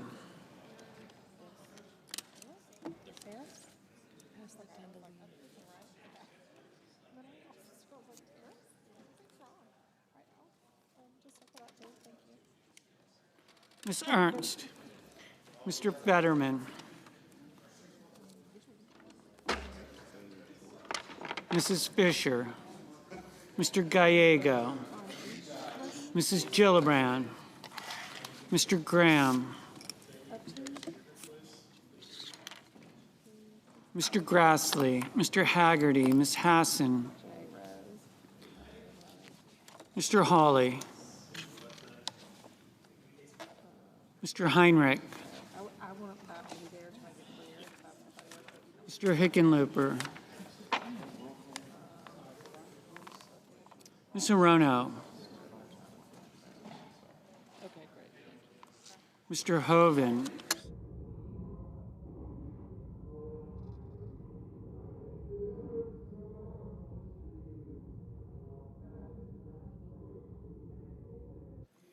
Mr. Husted, Mrs. Hyde-Smith, Mr. Johnson, Mr. Justice, Mr. Kane, Mr. Kelly, Mr. Kennedy,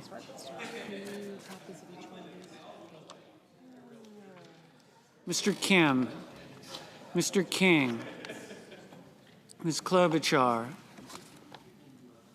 Mr. Langford, Mr. Lee,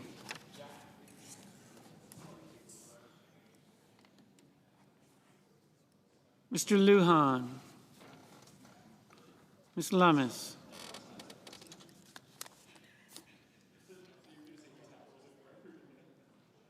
Mr. Markey, Mr. Marshall.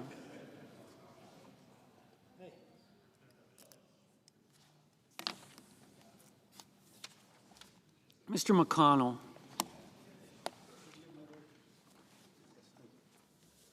Mr. McCormick.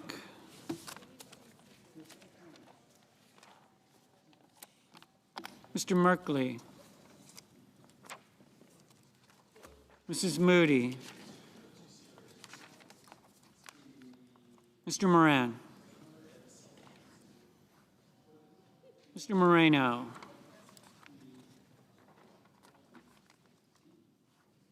Mr. Mullen, Ms. Markowski, Mr. Murphy, Mrs. Murray.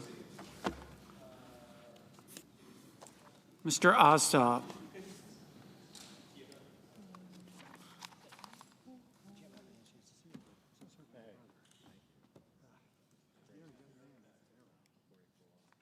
Mr. Padilla, Mr. Paul, Mr. Peters, Mr. Reed, Mr. Ricketts,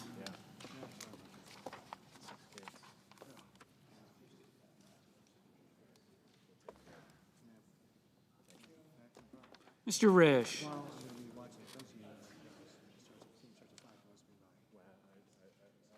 Ms. Rosen, Mr. Rounds, Mr. Sanders, Mr. Schatz, Mr. Schiff, Mr. Schmidt.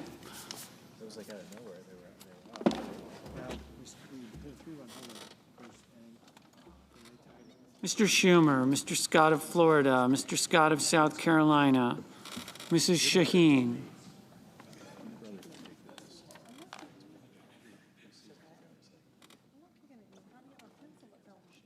Mr. Sheehy, Ms. Slotkin, Ms. Smith, Mr. Sullivan, Mr. Thune, Mr. Tillis, Mr. Tuberville, Mr. Van Hollen, Mr. Warner, Mr. Warnock, Ms. Warren, Mr. Welch, Mr. Whitehouse, Mr. Wicker, Mr. Wyden, Mr. Young.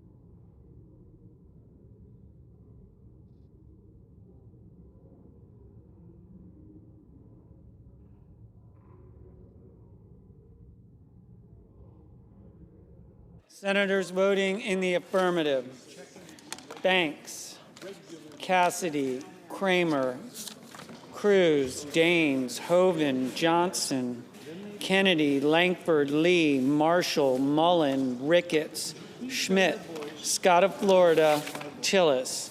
Senators voting in the negative: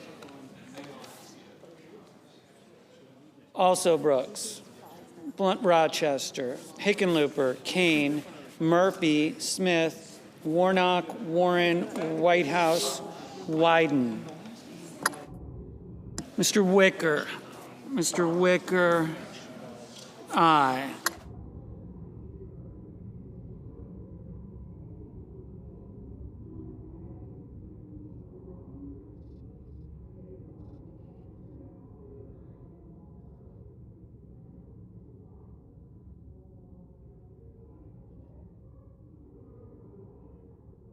Mr. Schatz, no. Mr. Lujan. Mr. Lujan, no.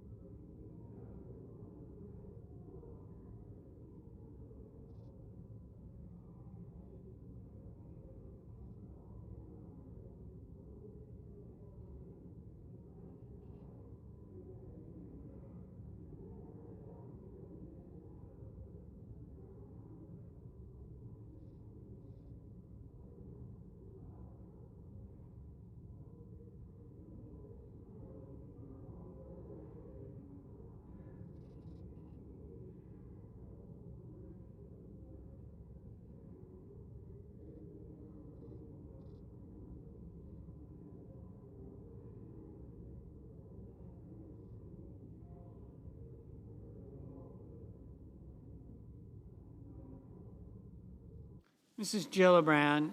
Mrs. Gillibrand, no.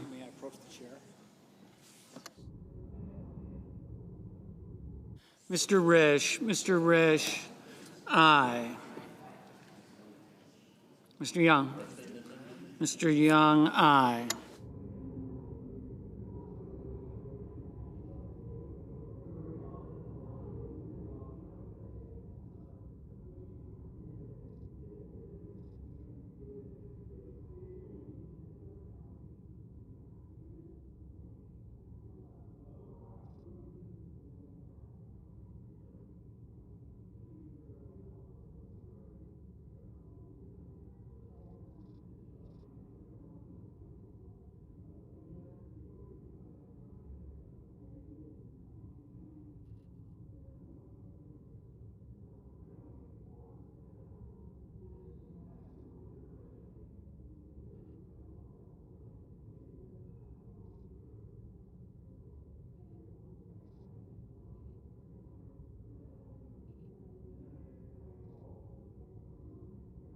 Ms. Collins, aye. Would you?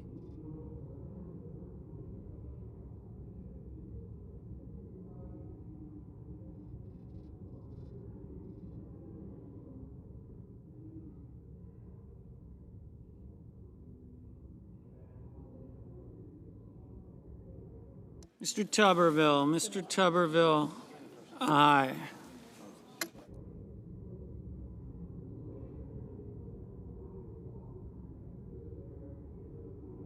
Mr. Crapo, aye.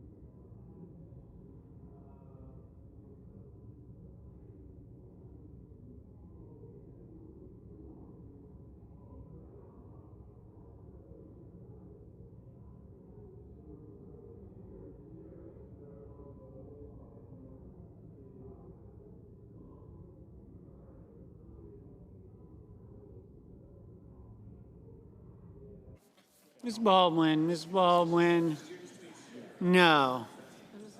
Mr. Heinrich, Mr. Heinrich, no.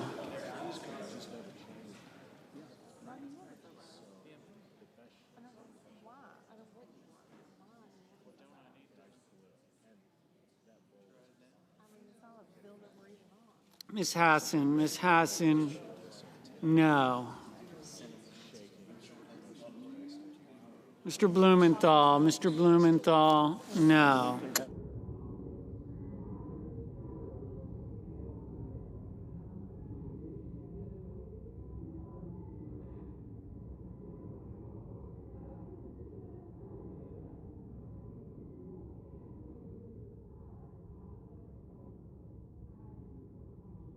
Mr. Fetterman, no. Mr. Cotton, aye.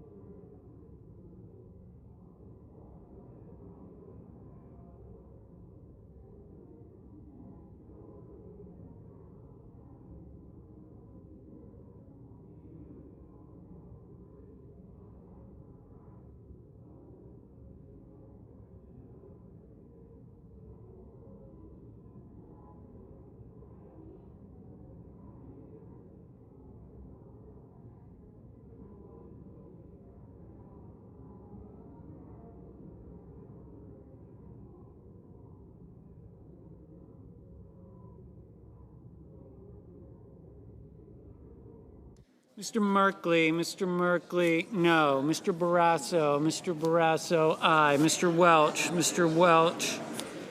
no. Mrs. Britt, aye.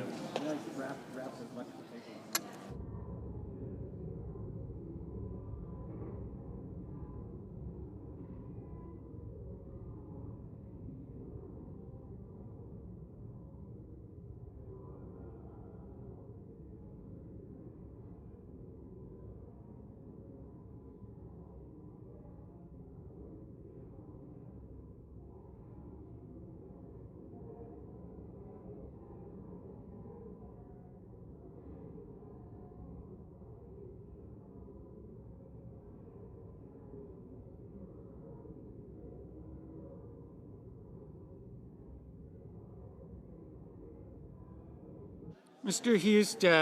Husted, aye. Mr. Cornyn, aye. Do I have to do that 107 times? Mr. Graham, aye.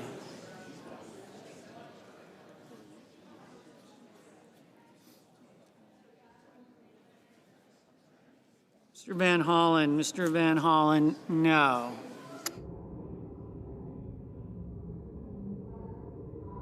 Ms. Lummis, aye.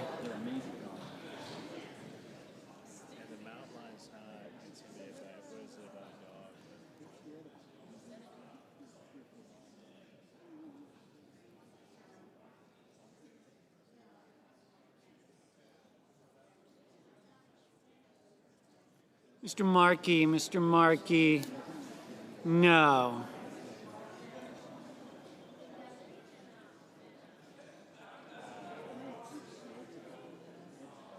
Ms. Slotkin,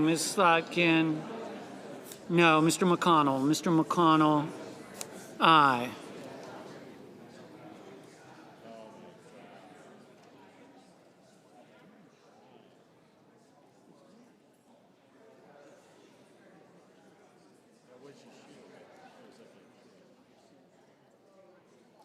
Mr. Grassley, aye. Mrs. Moody, aye. Mrs. Shaheen, no.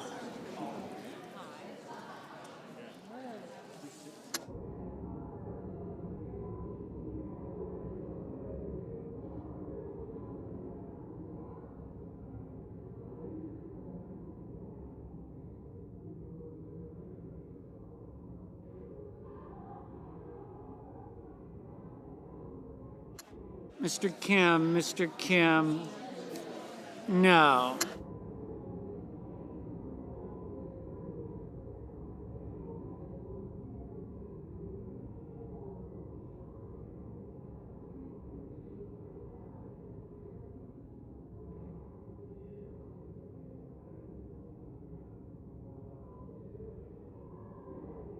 Ms. Cortez Masto, no. Mr. Moreno, aye. Mr. Rounds, aye.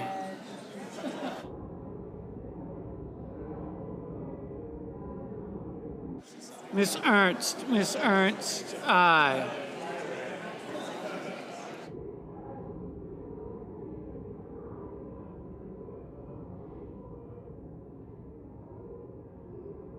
Mr. Gallego, no.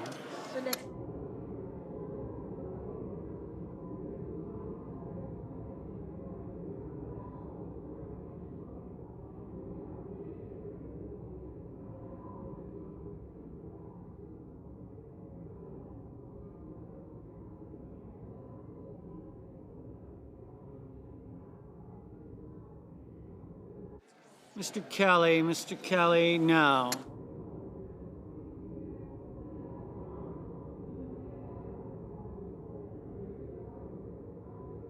Mr. Haggerty, aye. Miss Rosen, no.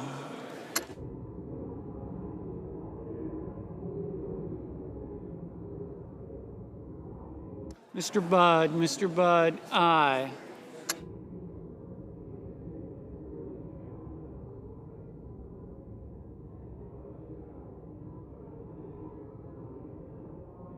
Mrs. Cappuccio, aye.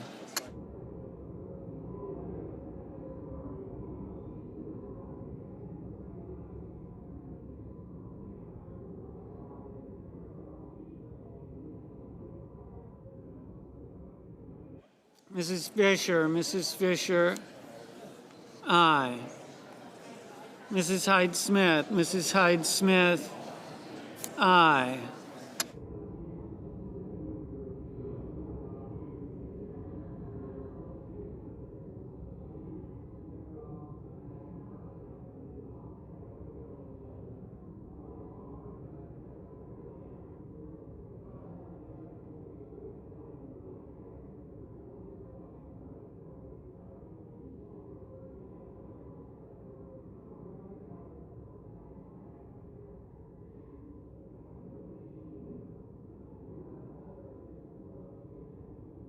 Mr. Peters, no.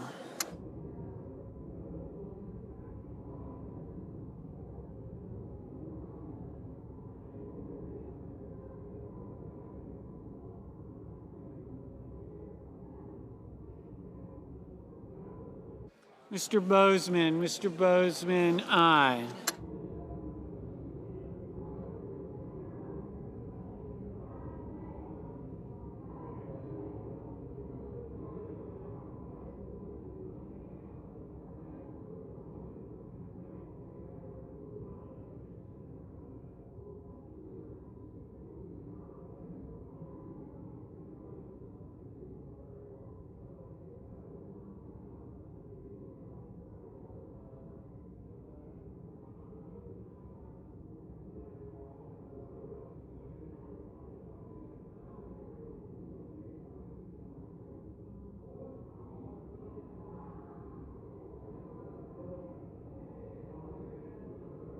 Mr. King, no. Miss Hirono, no.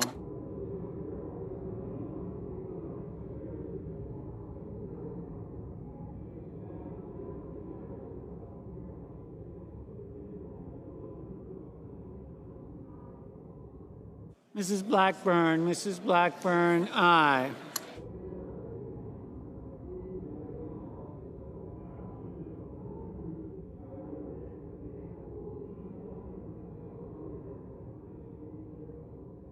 Mr. Thune, aye. Ms. Cantwell,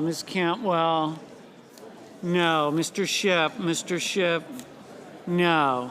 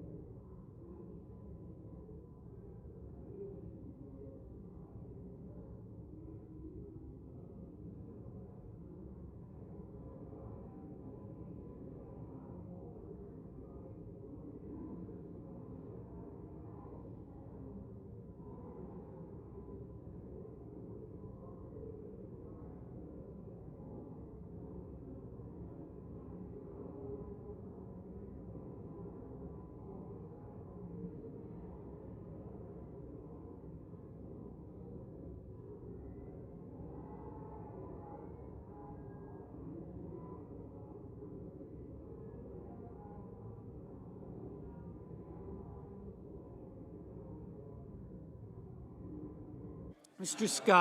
Scott of South Carolina, aye. Mr. Bennett, no.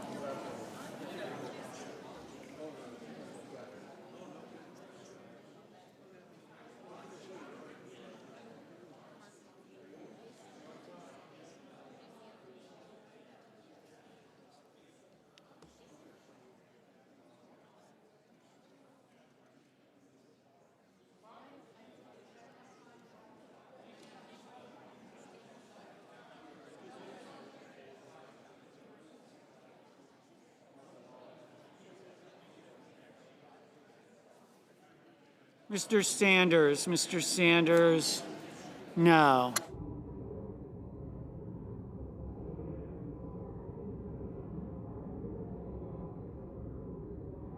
Mr. Hawley, aye. Mrs. Murray, no. Mr. Reed, no.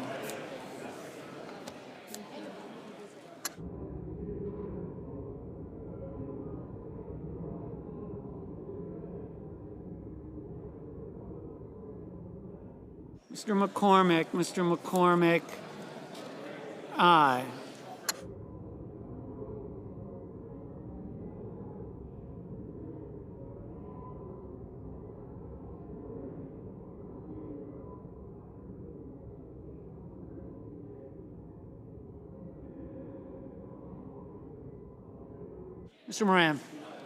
Mr. Moran, aye.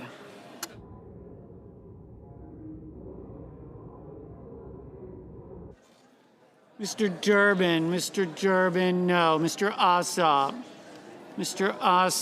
no. Ms. Murkowski, aye. Ms. Duckworth, no.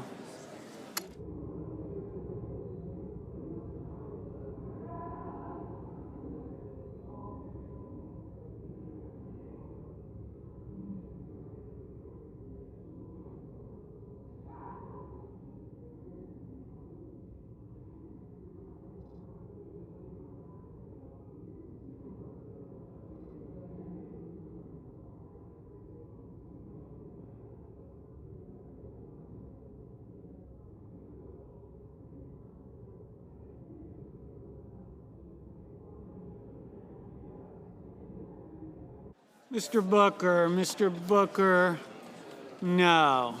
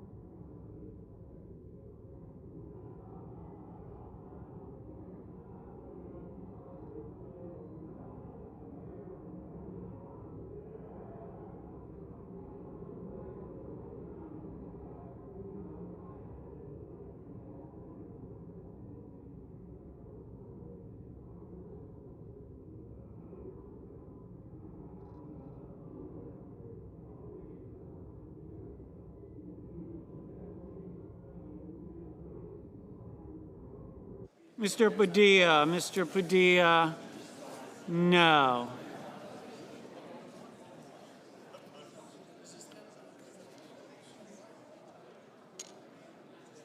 Mr. Paul, aye.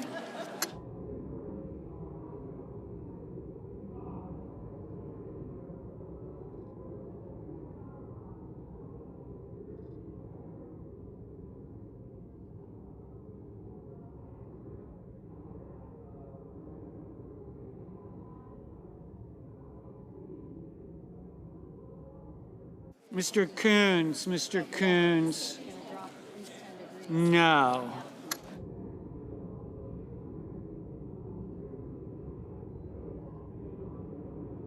Ms. Klobuchar, no.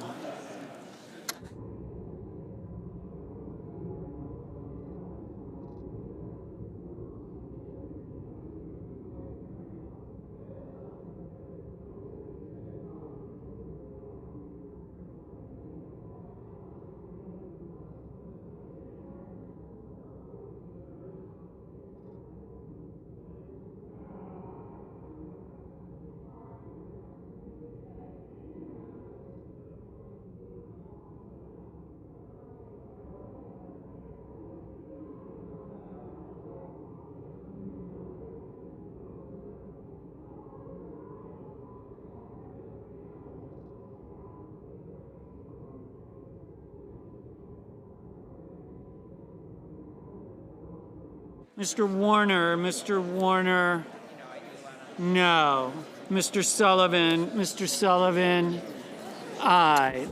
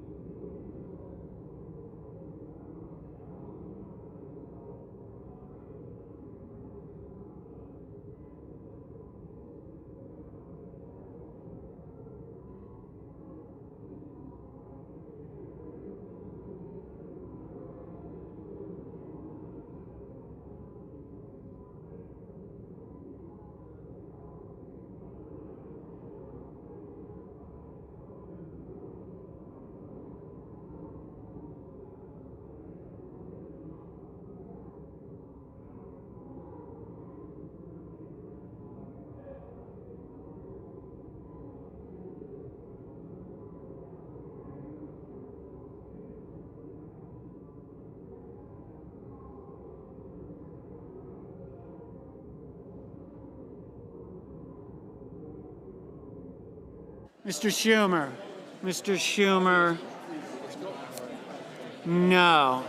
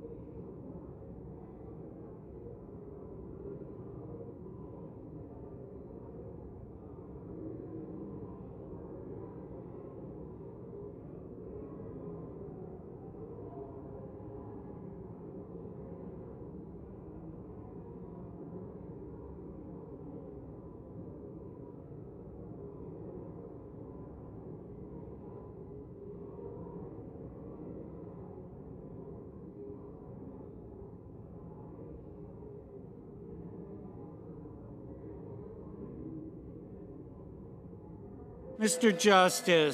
Justice, aye.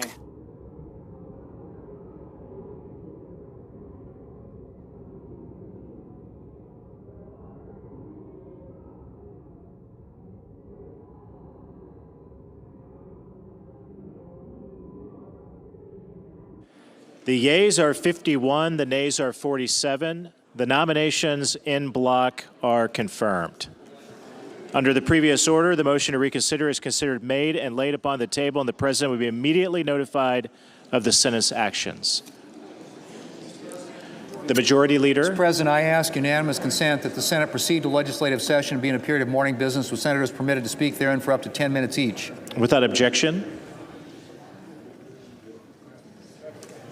Mr. President. The Democratic Leader. I ask unanimous consent the Senate proceed to legislative session, be in a period of morning business with senators permitted to... Oh, that's Thune. He did it already. I used to do that. I move to proceed to calendar 167S2882. The clerk will report. Motion to proceed to calendar number 167S2882, a bill making continuing appropriations for the fiscal year ending September 30th, 2026, and for other purposes. Motion to the desk. The clerk will report the cloture motion. Cloture motion. We, the undersigned senators, in accordance with the provisions of Rule 22 of the Standing Rules of the Senate, do hereby move to bring to a close the debate on the motion to proceed to calendar number 167S2882, a bill making continuing appropriations for the fiscal year ending September 30th, 2026, and for other purposes, signed by 17 senators as follows. I ask consent the reading of the names be waived. Without objection. I withdraw my motion to proceed. The senator has that right. The motion is withdrawn. Mr. President. The Majority Leader. I move to proceed to calendar number 168, H.R. 5371. The clerk will report. Motion to proceed to calendar number 168, H.R. 5371, an act making continuing appropriations and extensions for fiscal year 2026 and for other purposes. I send a cloture motion to the desk. The clerk will report the cloture motion. Cloture motion. We, the undersigned senators, in accordance with the provisions of Rule 22 of the Standing Rules of the Senate, do hereby move to bring to a close debate on the motion to proceed to calendar number 168, H.R. 5371, an act making continuing appropriations and extensions for fiscal year 2026 and for other purposes, signed by 17 senators as follows. I ask consent the reading of the names be waived. Without objection. And I move to proceed to H.J. Res 104. The question is on the motion. I ask for the ayes and nays. Is there a sufficient second? There is. The clerk will call the roll. Ms. Alsobrooks, Ms. Baldwin, Mr. Banks. Sir.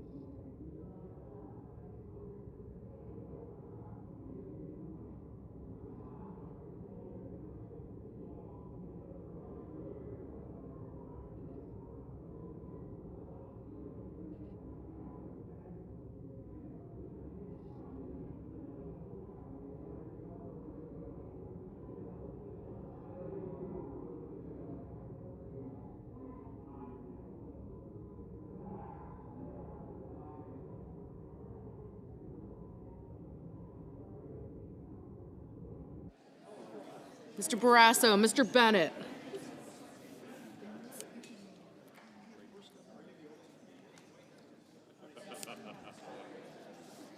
I think I should vote yes. But you there. Mrs. Blackburn, Mr. Blumenthal, Ms. Blunt-Rochester, Mr. Booker, Mr. Bozeman.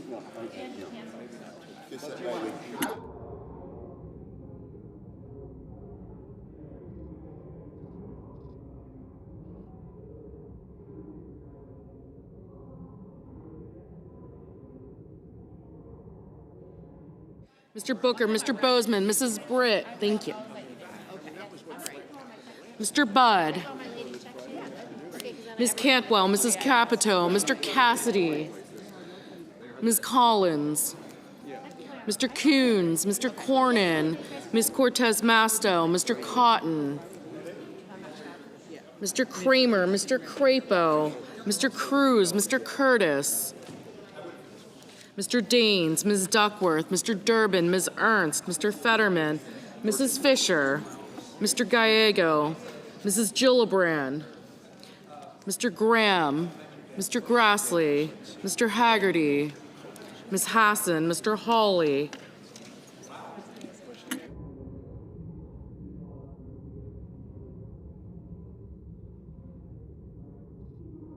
Ms. Hassan, Mr. Hawley, Mr. Heinrich, Mr. Hickenlooper, Ms. Hirono, Mr. Hoven, Mr. Husted, Mrs. Hyde-Smith, Mr. Johnson, Mr. Justice. Did you get my no vote? Great, thank you. Like leaving when you Mr. Kane, Mr. Kelly, Mr. Kennedy, Mr. Kim, Mr. King, Ms. Klobuchar, Mr. Langford, Mr. Lee, Mr. Lujan, Ms. Lummis, Mr. Markey, Mr. Marshall, Mr. McConnell,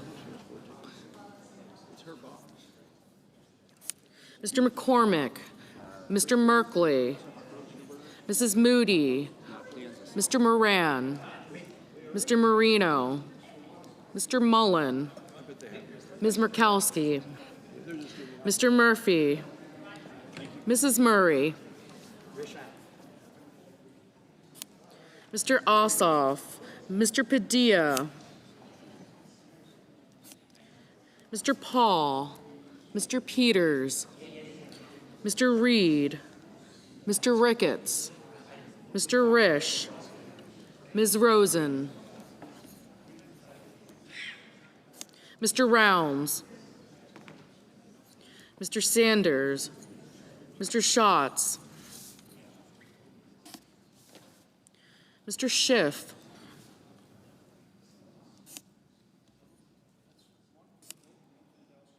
Los Yankees. Mr. Schmidt, All about Mr. Schumer, Mr. Scott of Florida, We're going to come back tonight. Mr. Scott of South Carolina, Mrs. Shaheen, Mr. Sheehy, Ms. Slotkin, Ms. Smith, Yes, I was happy. Very happy. Mr. Sullivan, Mr. Thune, Mr. Tillis, Arkansas, we got another Mr. call. Tuberville, Mr. Van Hollen, Mr. Warner, Mr. Warnock, Ms. Warren, Mr. Welch, Mr. Whitehouse, Mr. Wicker, Mr. Wyden, Mr. Young.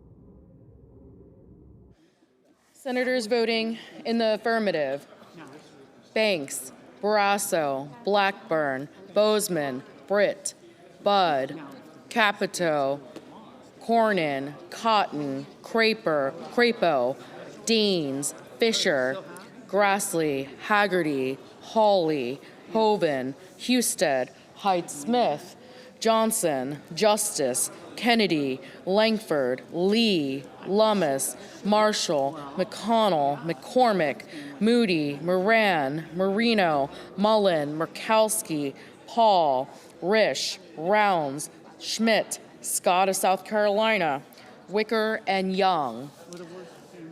Senators voting in the negative: Alsobrooks, Baldwin, Bennett, Blumenthal, Blunt-Rochester, Booker, Cantwell, Coons, Cortez Masto, Duckworth, Durbin, Fetterman, Gallego, Gillibrand, Hassan, Heinrich, Hirono, Kane, Kelly, Kim, King, Klobuchar, Lujan, Murray, Ossoff, Padilla, Peters, Reed, Rosen, Sanders, Schatz, Schiff, Shaheen, Slotkin, Smith, Warner, Warren, Welch, and Wyden.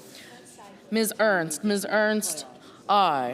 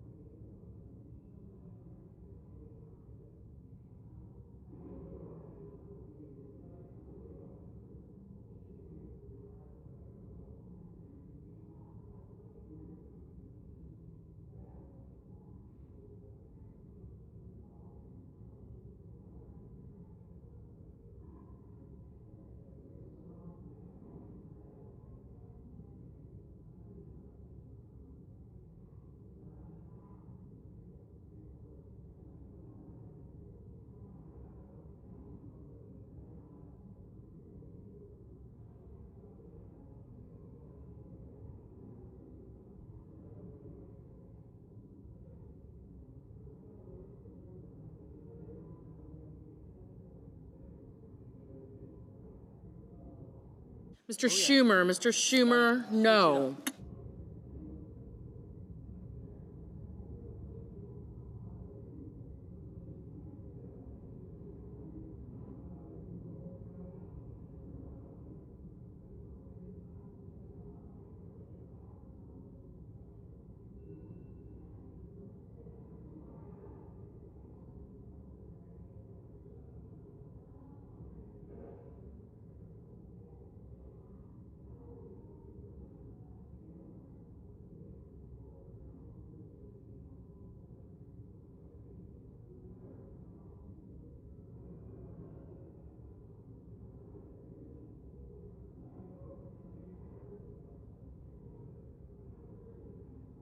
Mr. Kramer, aye.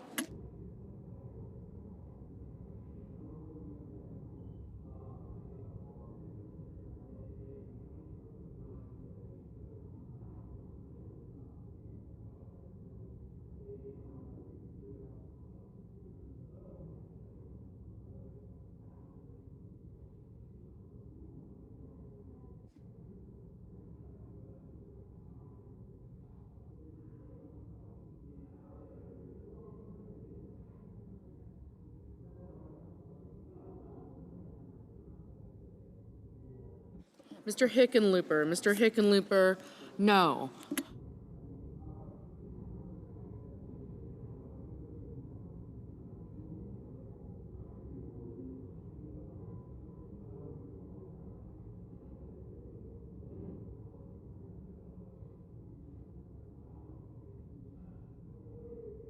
Mr. Scott of Florida, aye.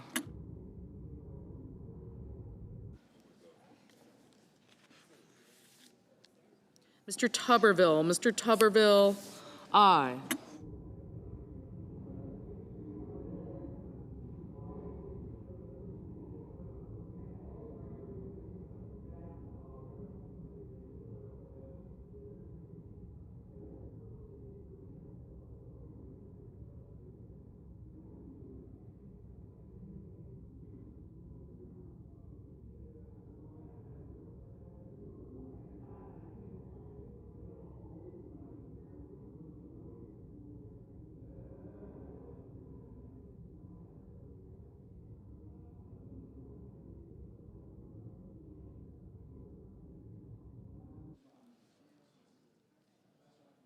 Mr. Van Hollen, Mr. Van Hollen, no.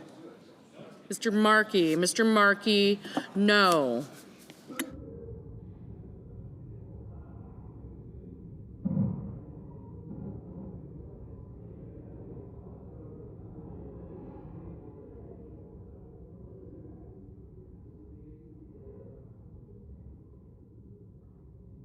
Mr. Thune, aye. Ms.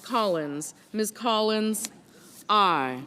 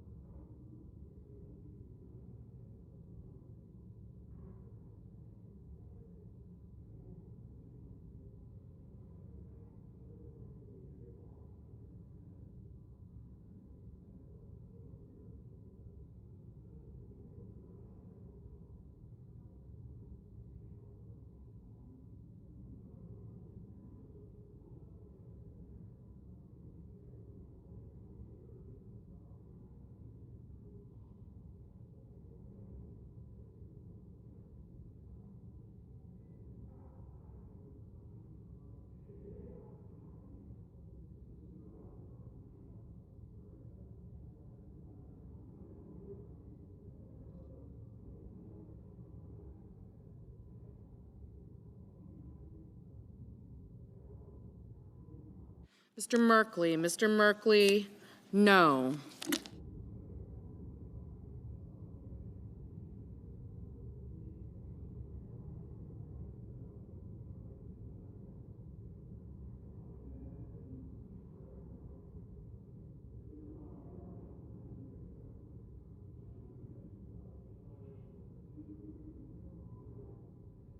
Mr. Murphy, no.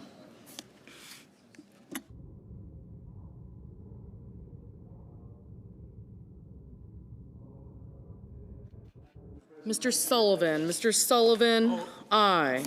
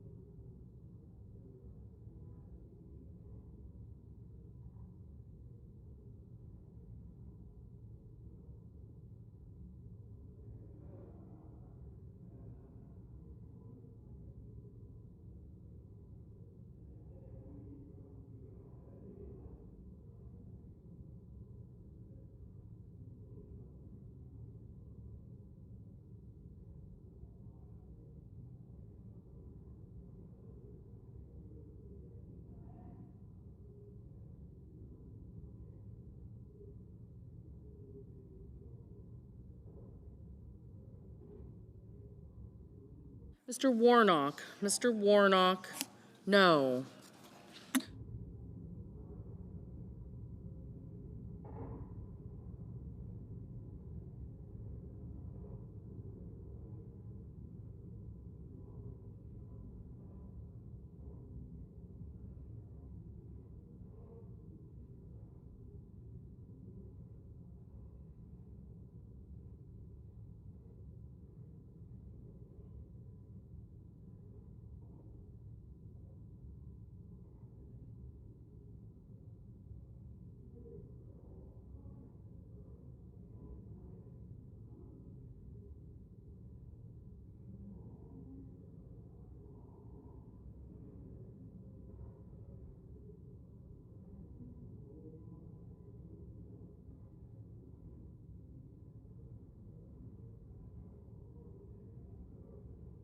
Mr. Cassidy. Mr. Cassidy, aye.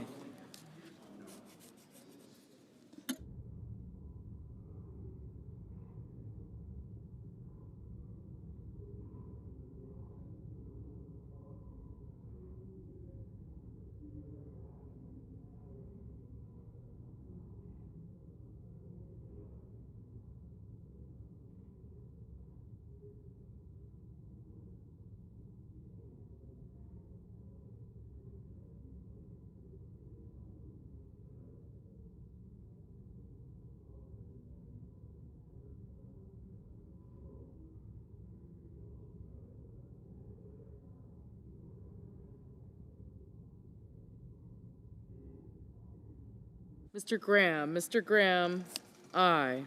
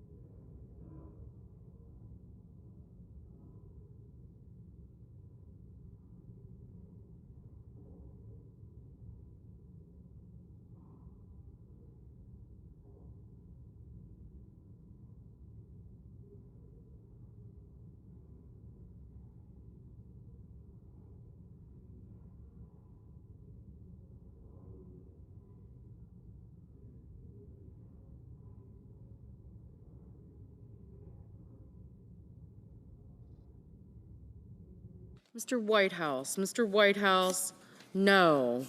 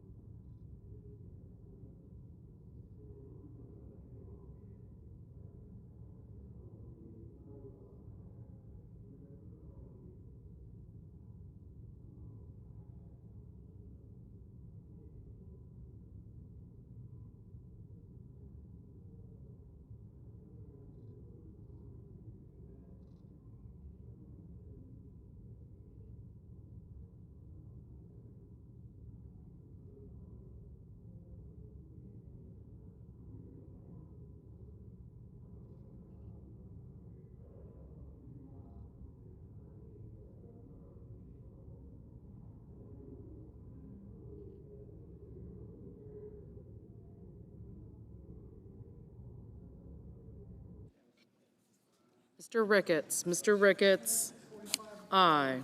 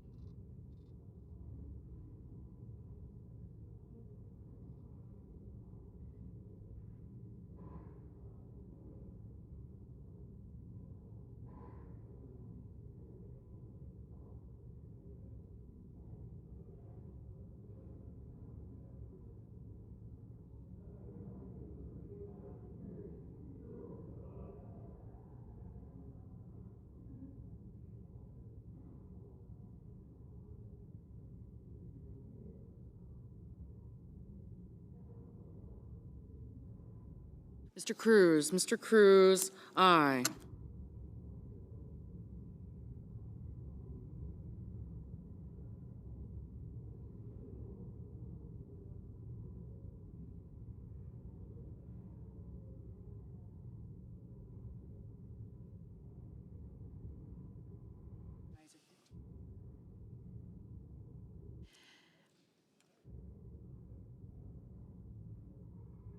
On this vote, the ayes are 50, the nays are 47. The motion is agreed to. The clerk will report. HJ Res 104, providing for congressional disapproval under Chapter 8 of Title 5 United States Code of the rules submitted by the Bureau of Land Management relating to Miles City Field Office, Record of Decision, and Approved Resource Management Plan Amendment.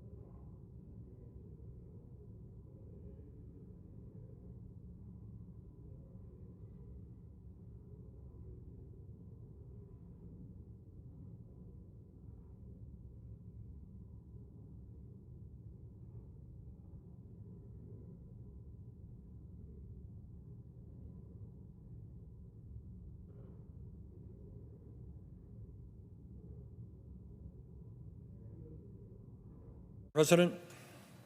Senator from Vermont. Thank you. Madam President, we are now approaching day 7 of the government shutdown. The Republicans control the House, they control the Senate, they control the White House, they run the government, and they have the responsibility to keep the government open. And in that light, it might be a good idea, I know, a radical idea, but in the midst of the crises that we are facing, it really might be nice for Speaker Johnson to actually bring House members back to Washington after their 18-day vacation. The American people are nervous about this shutdown. Federal employees are deeply disturbed. People are frightened. Republicans in the House should return to work. Madam President, as we all know, Senate rules require a 60-vote majority in order to pass a budget, 60 votes. And that means that passing a budget requires bipartisan support. That is why decades ago, the rules were established. It is very rare that one party has more than 60 votes. So if you need 60 votes, it means that you have to compromise, you have to negotiate. When Democrats were in power, they had to work with Republicans to get to 60 votes. When Republicans in the past were in power, they had to work with Democrats to get the 60 votes. That's the way it worked. But not now. This time around, the Republicans have refused to negotiate. Basically, what they are saying is it is their way or the highway. Take it or leave it. So, Madam President, within that context of Republicans refusing to negotiate, what is this shutdown about? What are the major issues that separate the parties? Well, it is not complicated. Madam President, as everybody in America knows, our healthcare system today is broken, it is dysfunctional, it is cruel. We are the wealthiest country in the history of the world, but we are the only major country not to guarantee health care to all people as a human right. And in fact, our health care outcomes are worse in most cases than other major countries. It is a broken system. Today, in the richest country on earth, 85 million Americans are uninsured or underinsured. And that results in some 60,000 Americans dying every single year unnecessarily because they can't afford to go to a doctor. We pay the highest prices in the world for health care. It is unbelievable and unsustainable. We are now spending over $14,000 for every man, woman, and child. When you throw in Medicare, Medicaid, employer-covered health care, individual costs, over $14,000. That is insane, almost twice as much as other countries around the world. We pay by far the highest prices in the world for prescription drugs. 1 out of 4 Americans can't afford to go and fill the prescription their doctors write. In America today, in our great country, we don't have enough doctors. People all over America, in Vermont, all over America, have to wait months to get in to see a specialist. We don't have enough nurses, massive nursing shortage. We don't have enough dentists. We don't have enough mental health counselors.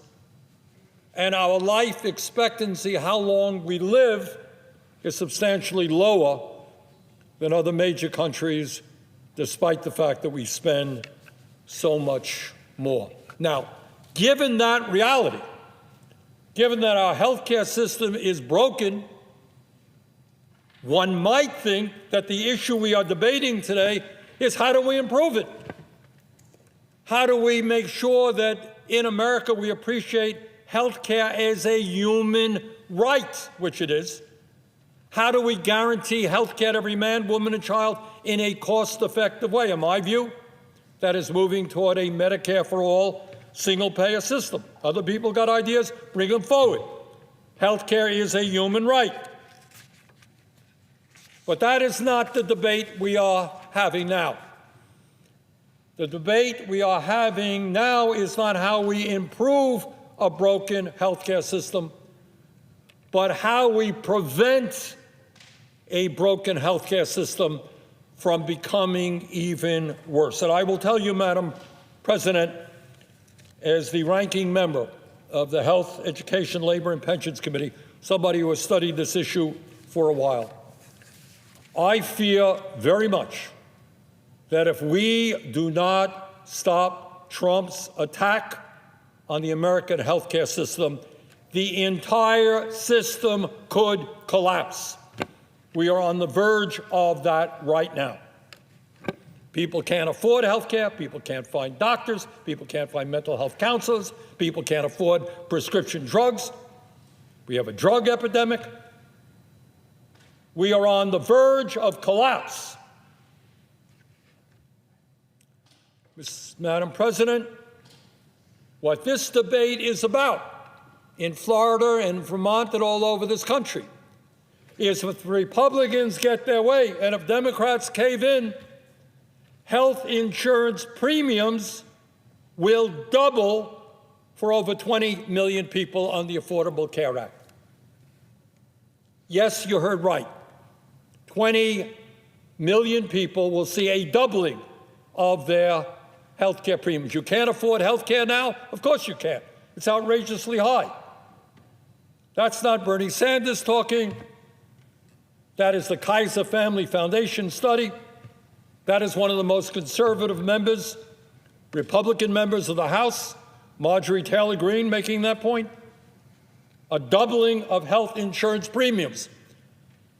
Does any member of the United States Senate want to go home to their district and explain why you're going to double premiums? But it's not just raising the outrageous cost of health care in America even higher.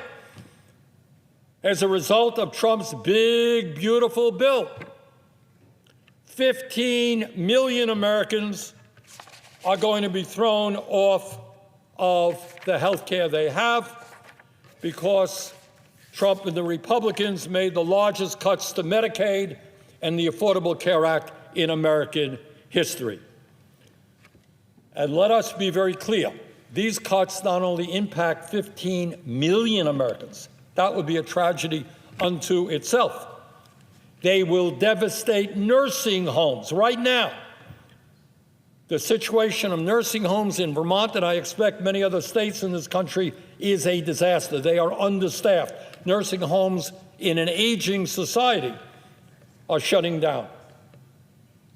Where will people who are old and can't take care of themselves, who are disabled, what happens to them if the nursing home industry collapses in America? Community health centers, something that I've worked on for many years to increase funding. Over 32 million people access community health centers. They provide primary health care, dental care, mental health counseling, lower cost prescription drugs. They will suffer enormously, cut back on services, perhaps shut down because of that legislation if we do not deal with that. Rural hospitals, Republicans say, oh, we put $50 billion into rural hospitals. Yeah, but you cut $150 billion. And all over this country, rural hospitals are teetering on the edge. Many of them have already closed down over the years. So you live in a rural America, state of Vermont, you want a hospital nearby? Well, that hospital may not be there. Now, why did Trump and the Republicans make these massive cuts to Medicaid and the Affordable Care Act? And the answer is not complicated. It was important for them to provide $1 trillion to the top 1%. $1 trillion. Massive cuts to health care, $1 trillion in tax breaks to the 1%. No. So let me make the very radical suggestion that Elon Musk, who is now worth some $500 billion, does not need another tax break. Today, we have more income and wealth inequality than we've ever had in the history of America. Musk himself owns more wealth than the bottom 52% of American households. Top 1% owns more wealth than the bottom 93%. Never before have we seen such income and wealth disparity. Republicans said we're going to massively cut Medicaid, ACA, in order to give tax breaks to the richest people in America. But the issue that we are debating, Madam President, is not just health care, as enormously important as that is.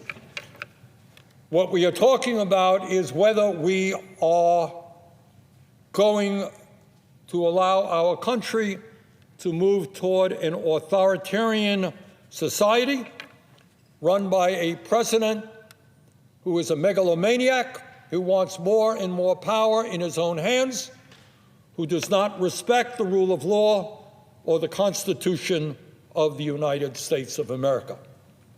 It is not acceptable to me that our president is putting federal troops on city streets throughout America without a request from a governor or a mayor, trying to create provocations, trying to create disturbances so we can use military force against the American people. Madam President, we cannot allow masked ICE agents to snatch people off of our streets without due process. We cannot continue to allow President Trump to undermine the Constitution and the rule of law by refusing to spend money appropriated by Congress. Unbelievable. President says, well, money was appropriated to states which committed the terrible crime. You know what their crime was? They voted against Donald Trump. And in this world right now, I guess if a state votes against Trump, maybe you're not going to get the federal money that was appropriated, whether it's Vermont, New York, New Jersey, other states. Is that really what the United States of America is about? A president say, you vote against me, you're not going to get your tax dollars back in federal investments. Madam President, according to every poll that I have seen, the American people, by huge numbers, do not want to see a doubling of their health care premiums. According to the Kaiser Family Foundation, 78% of Americans, including 59% of Republicans, want to extend the Affordable Care Act tax credits, and the polling numbers are equally high, or almost as high, to making sure that people are not thrown off of Medicaid. Tony Fabrizio, who is President Trump's own pollster, it's not just the general pollster, he's the pollster for the president. This is what he said, quote, by broad bipartisan margins, voters want to see the ACA tax credits extended rather than expire at the end of the year, whether in the context of premiums doubling or 5 million families losing their health insurance. This includes solid majorities of Trump voters and swing voters, end quote. That is the Republican pollster. Right now in the House, to the best of my knowledge, there are at least 14 Republicans in a very tightly controlled caucus who want to see the ACA tax credits extended. Here in the Senate, there's at least one Republican senator who understands that in his state, his people cannot afford a doubling of premiums. And my strong feeling is there are many, many other Republicans who are not excited about going home and explaining to their constituents why their premiums are doubling. Madam President, as the ranking member of the Health, Education, Labor, and Pension Committee, I asked people across the country in the last few days what these health care cuts that the Republicans are pushing would mean for them. We just sent out emails, and we've gotten many, many, many hundreds of responses. And we asked them, what would a doubling of health care premiums mean to your life and your family? What would it mean if you were one of the 15 million Americans thrown off of health care through cuts in Medicaid? What would it mean to you if the rural hospital near you shut down because of these Medicaid cuts? And in less than a week, we received responses, many hundreds, from 42 states and the District of Columbia.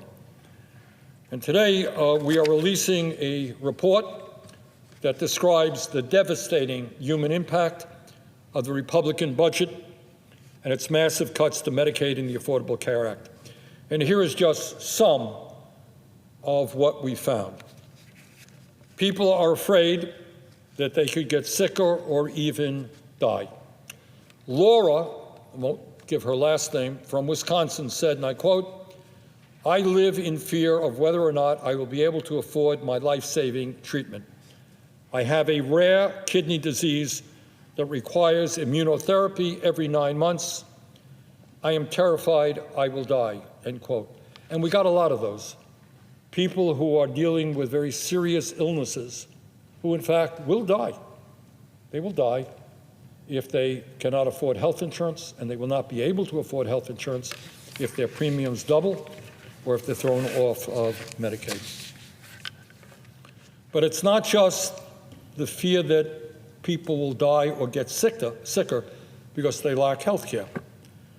All over this country, working class Americans will not be able to afford the food they need, pay their rent or their mortgage, or health care. Brittany from Utah writes, quote, "I am already living paycheck to paycheck. I have insurance for myself and my 2 sons, just bought a house that we can barely afford," end of quote. So she's hanging on the edge. She has to pay more for health care. Maybe she loses her house. Sebastian from Colorado writes, quote, "I don't make enough to afford rent and food and health insurance. Only 2 of those things do I need to survive. These cuts make it even more impossible to turn things around and get a handle on health issues," end of quote. In other words, 60% of our people are living paycheck to paycheck. Today, they can't afford housing. Today, they can't afford child care. Today, they can't afford good quality food for their kids. Today, they can't afford to send their kids to college. Double health care premiums, and these families are going to be in disastrous shape. Cara from Vermont said, quote, she was shocked by the warning about the loss of the advanced federal subsidy. Rather than a premium of $100 a month, I could be paying more than $1,200 a month, or 35% of my income, and that's before deductibles and copays. And by the way, when we talk about a doubling of health insurance premiums, that's on average. Some people will pay less, some people will pay a lot more. Small business owners are concerned they will have to shut down. Joe from Pennsylvania writes, quote, "I'm a small business owner, and if my health care costs continue to rise, I will be forced to close my business and look for a job if I can find one," end quote. Patricia from rural California writes, quote, "If our local clinics and hospitals close, as they are likely to do, with federal funding disappearing, along with health insurance becoming unaffordable, people will die," end quote. She's right.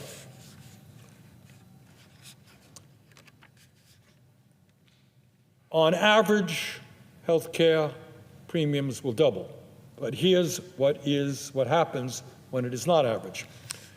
If you are living in Virginia, your premiums could go up from less than $650 a month today to nearly $2,200 a month next year, $650 to $2,200. That is not a doubling. It's almost a quadrupling of what you're paying. If you live in Idaho, your premiums can go up from $283 a month to $407 a month. If you live in the state of Georgia, your family could see their premiums go up from $940 a month today to over $4,000 a month. Madam President, at a time when people today cannot afford health care, the idea of doubling, tripling health care premiums is insane. It is unacceptable, and no member of the United States Senate should support that.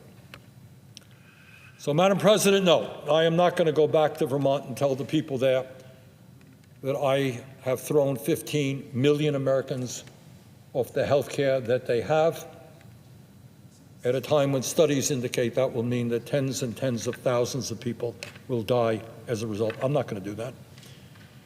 And I'm not going to vote for a health care situation which doubles premiums for 20 million Americans. So, Madam President, we are where we are right now. And the time is now when the United States Congress has got to look beyond their campaign contributors, has got to look behind the oligarchs who fund their campaigns, and have got to begin standing up for ordinary Americans. Our job is to improve a broken healthcare system and guarantee healthcare to all. Our job is not to throw 15 million people off healthcare and double premiums for more than 20 million, to shutter nursing homes, community health centers, and rural hospitals. The choice is clear. Let us stand with the American people. Thank you. I would yield the floor.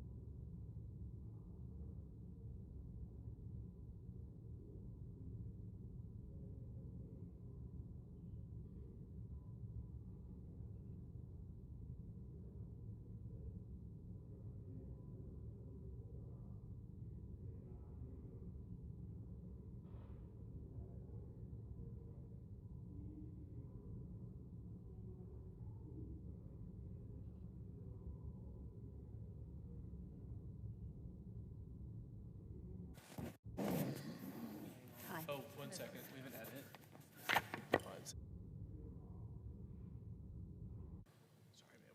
No worries.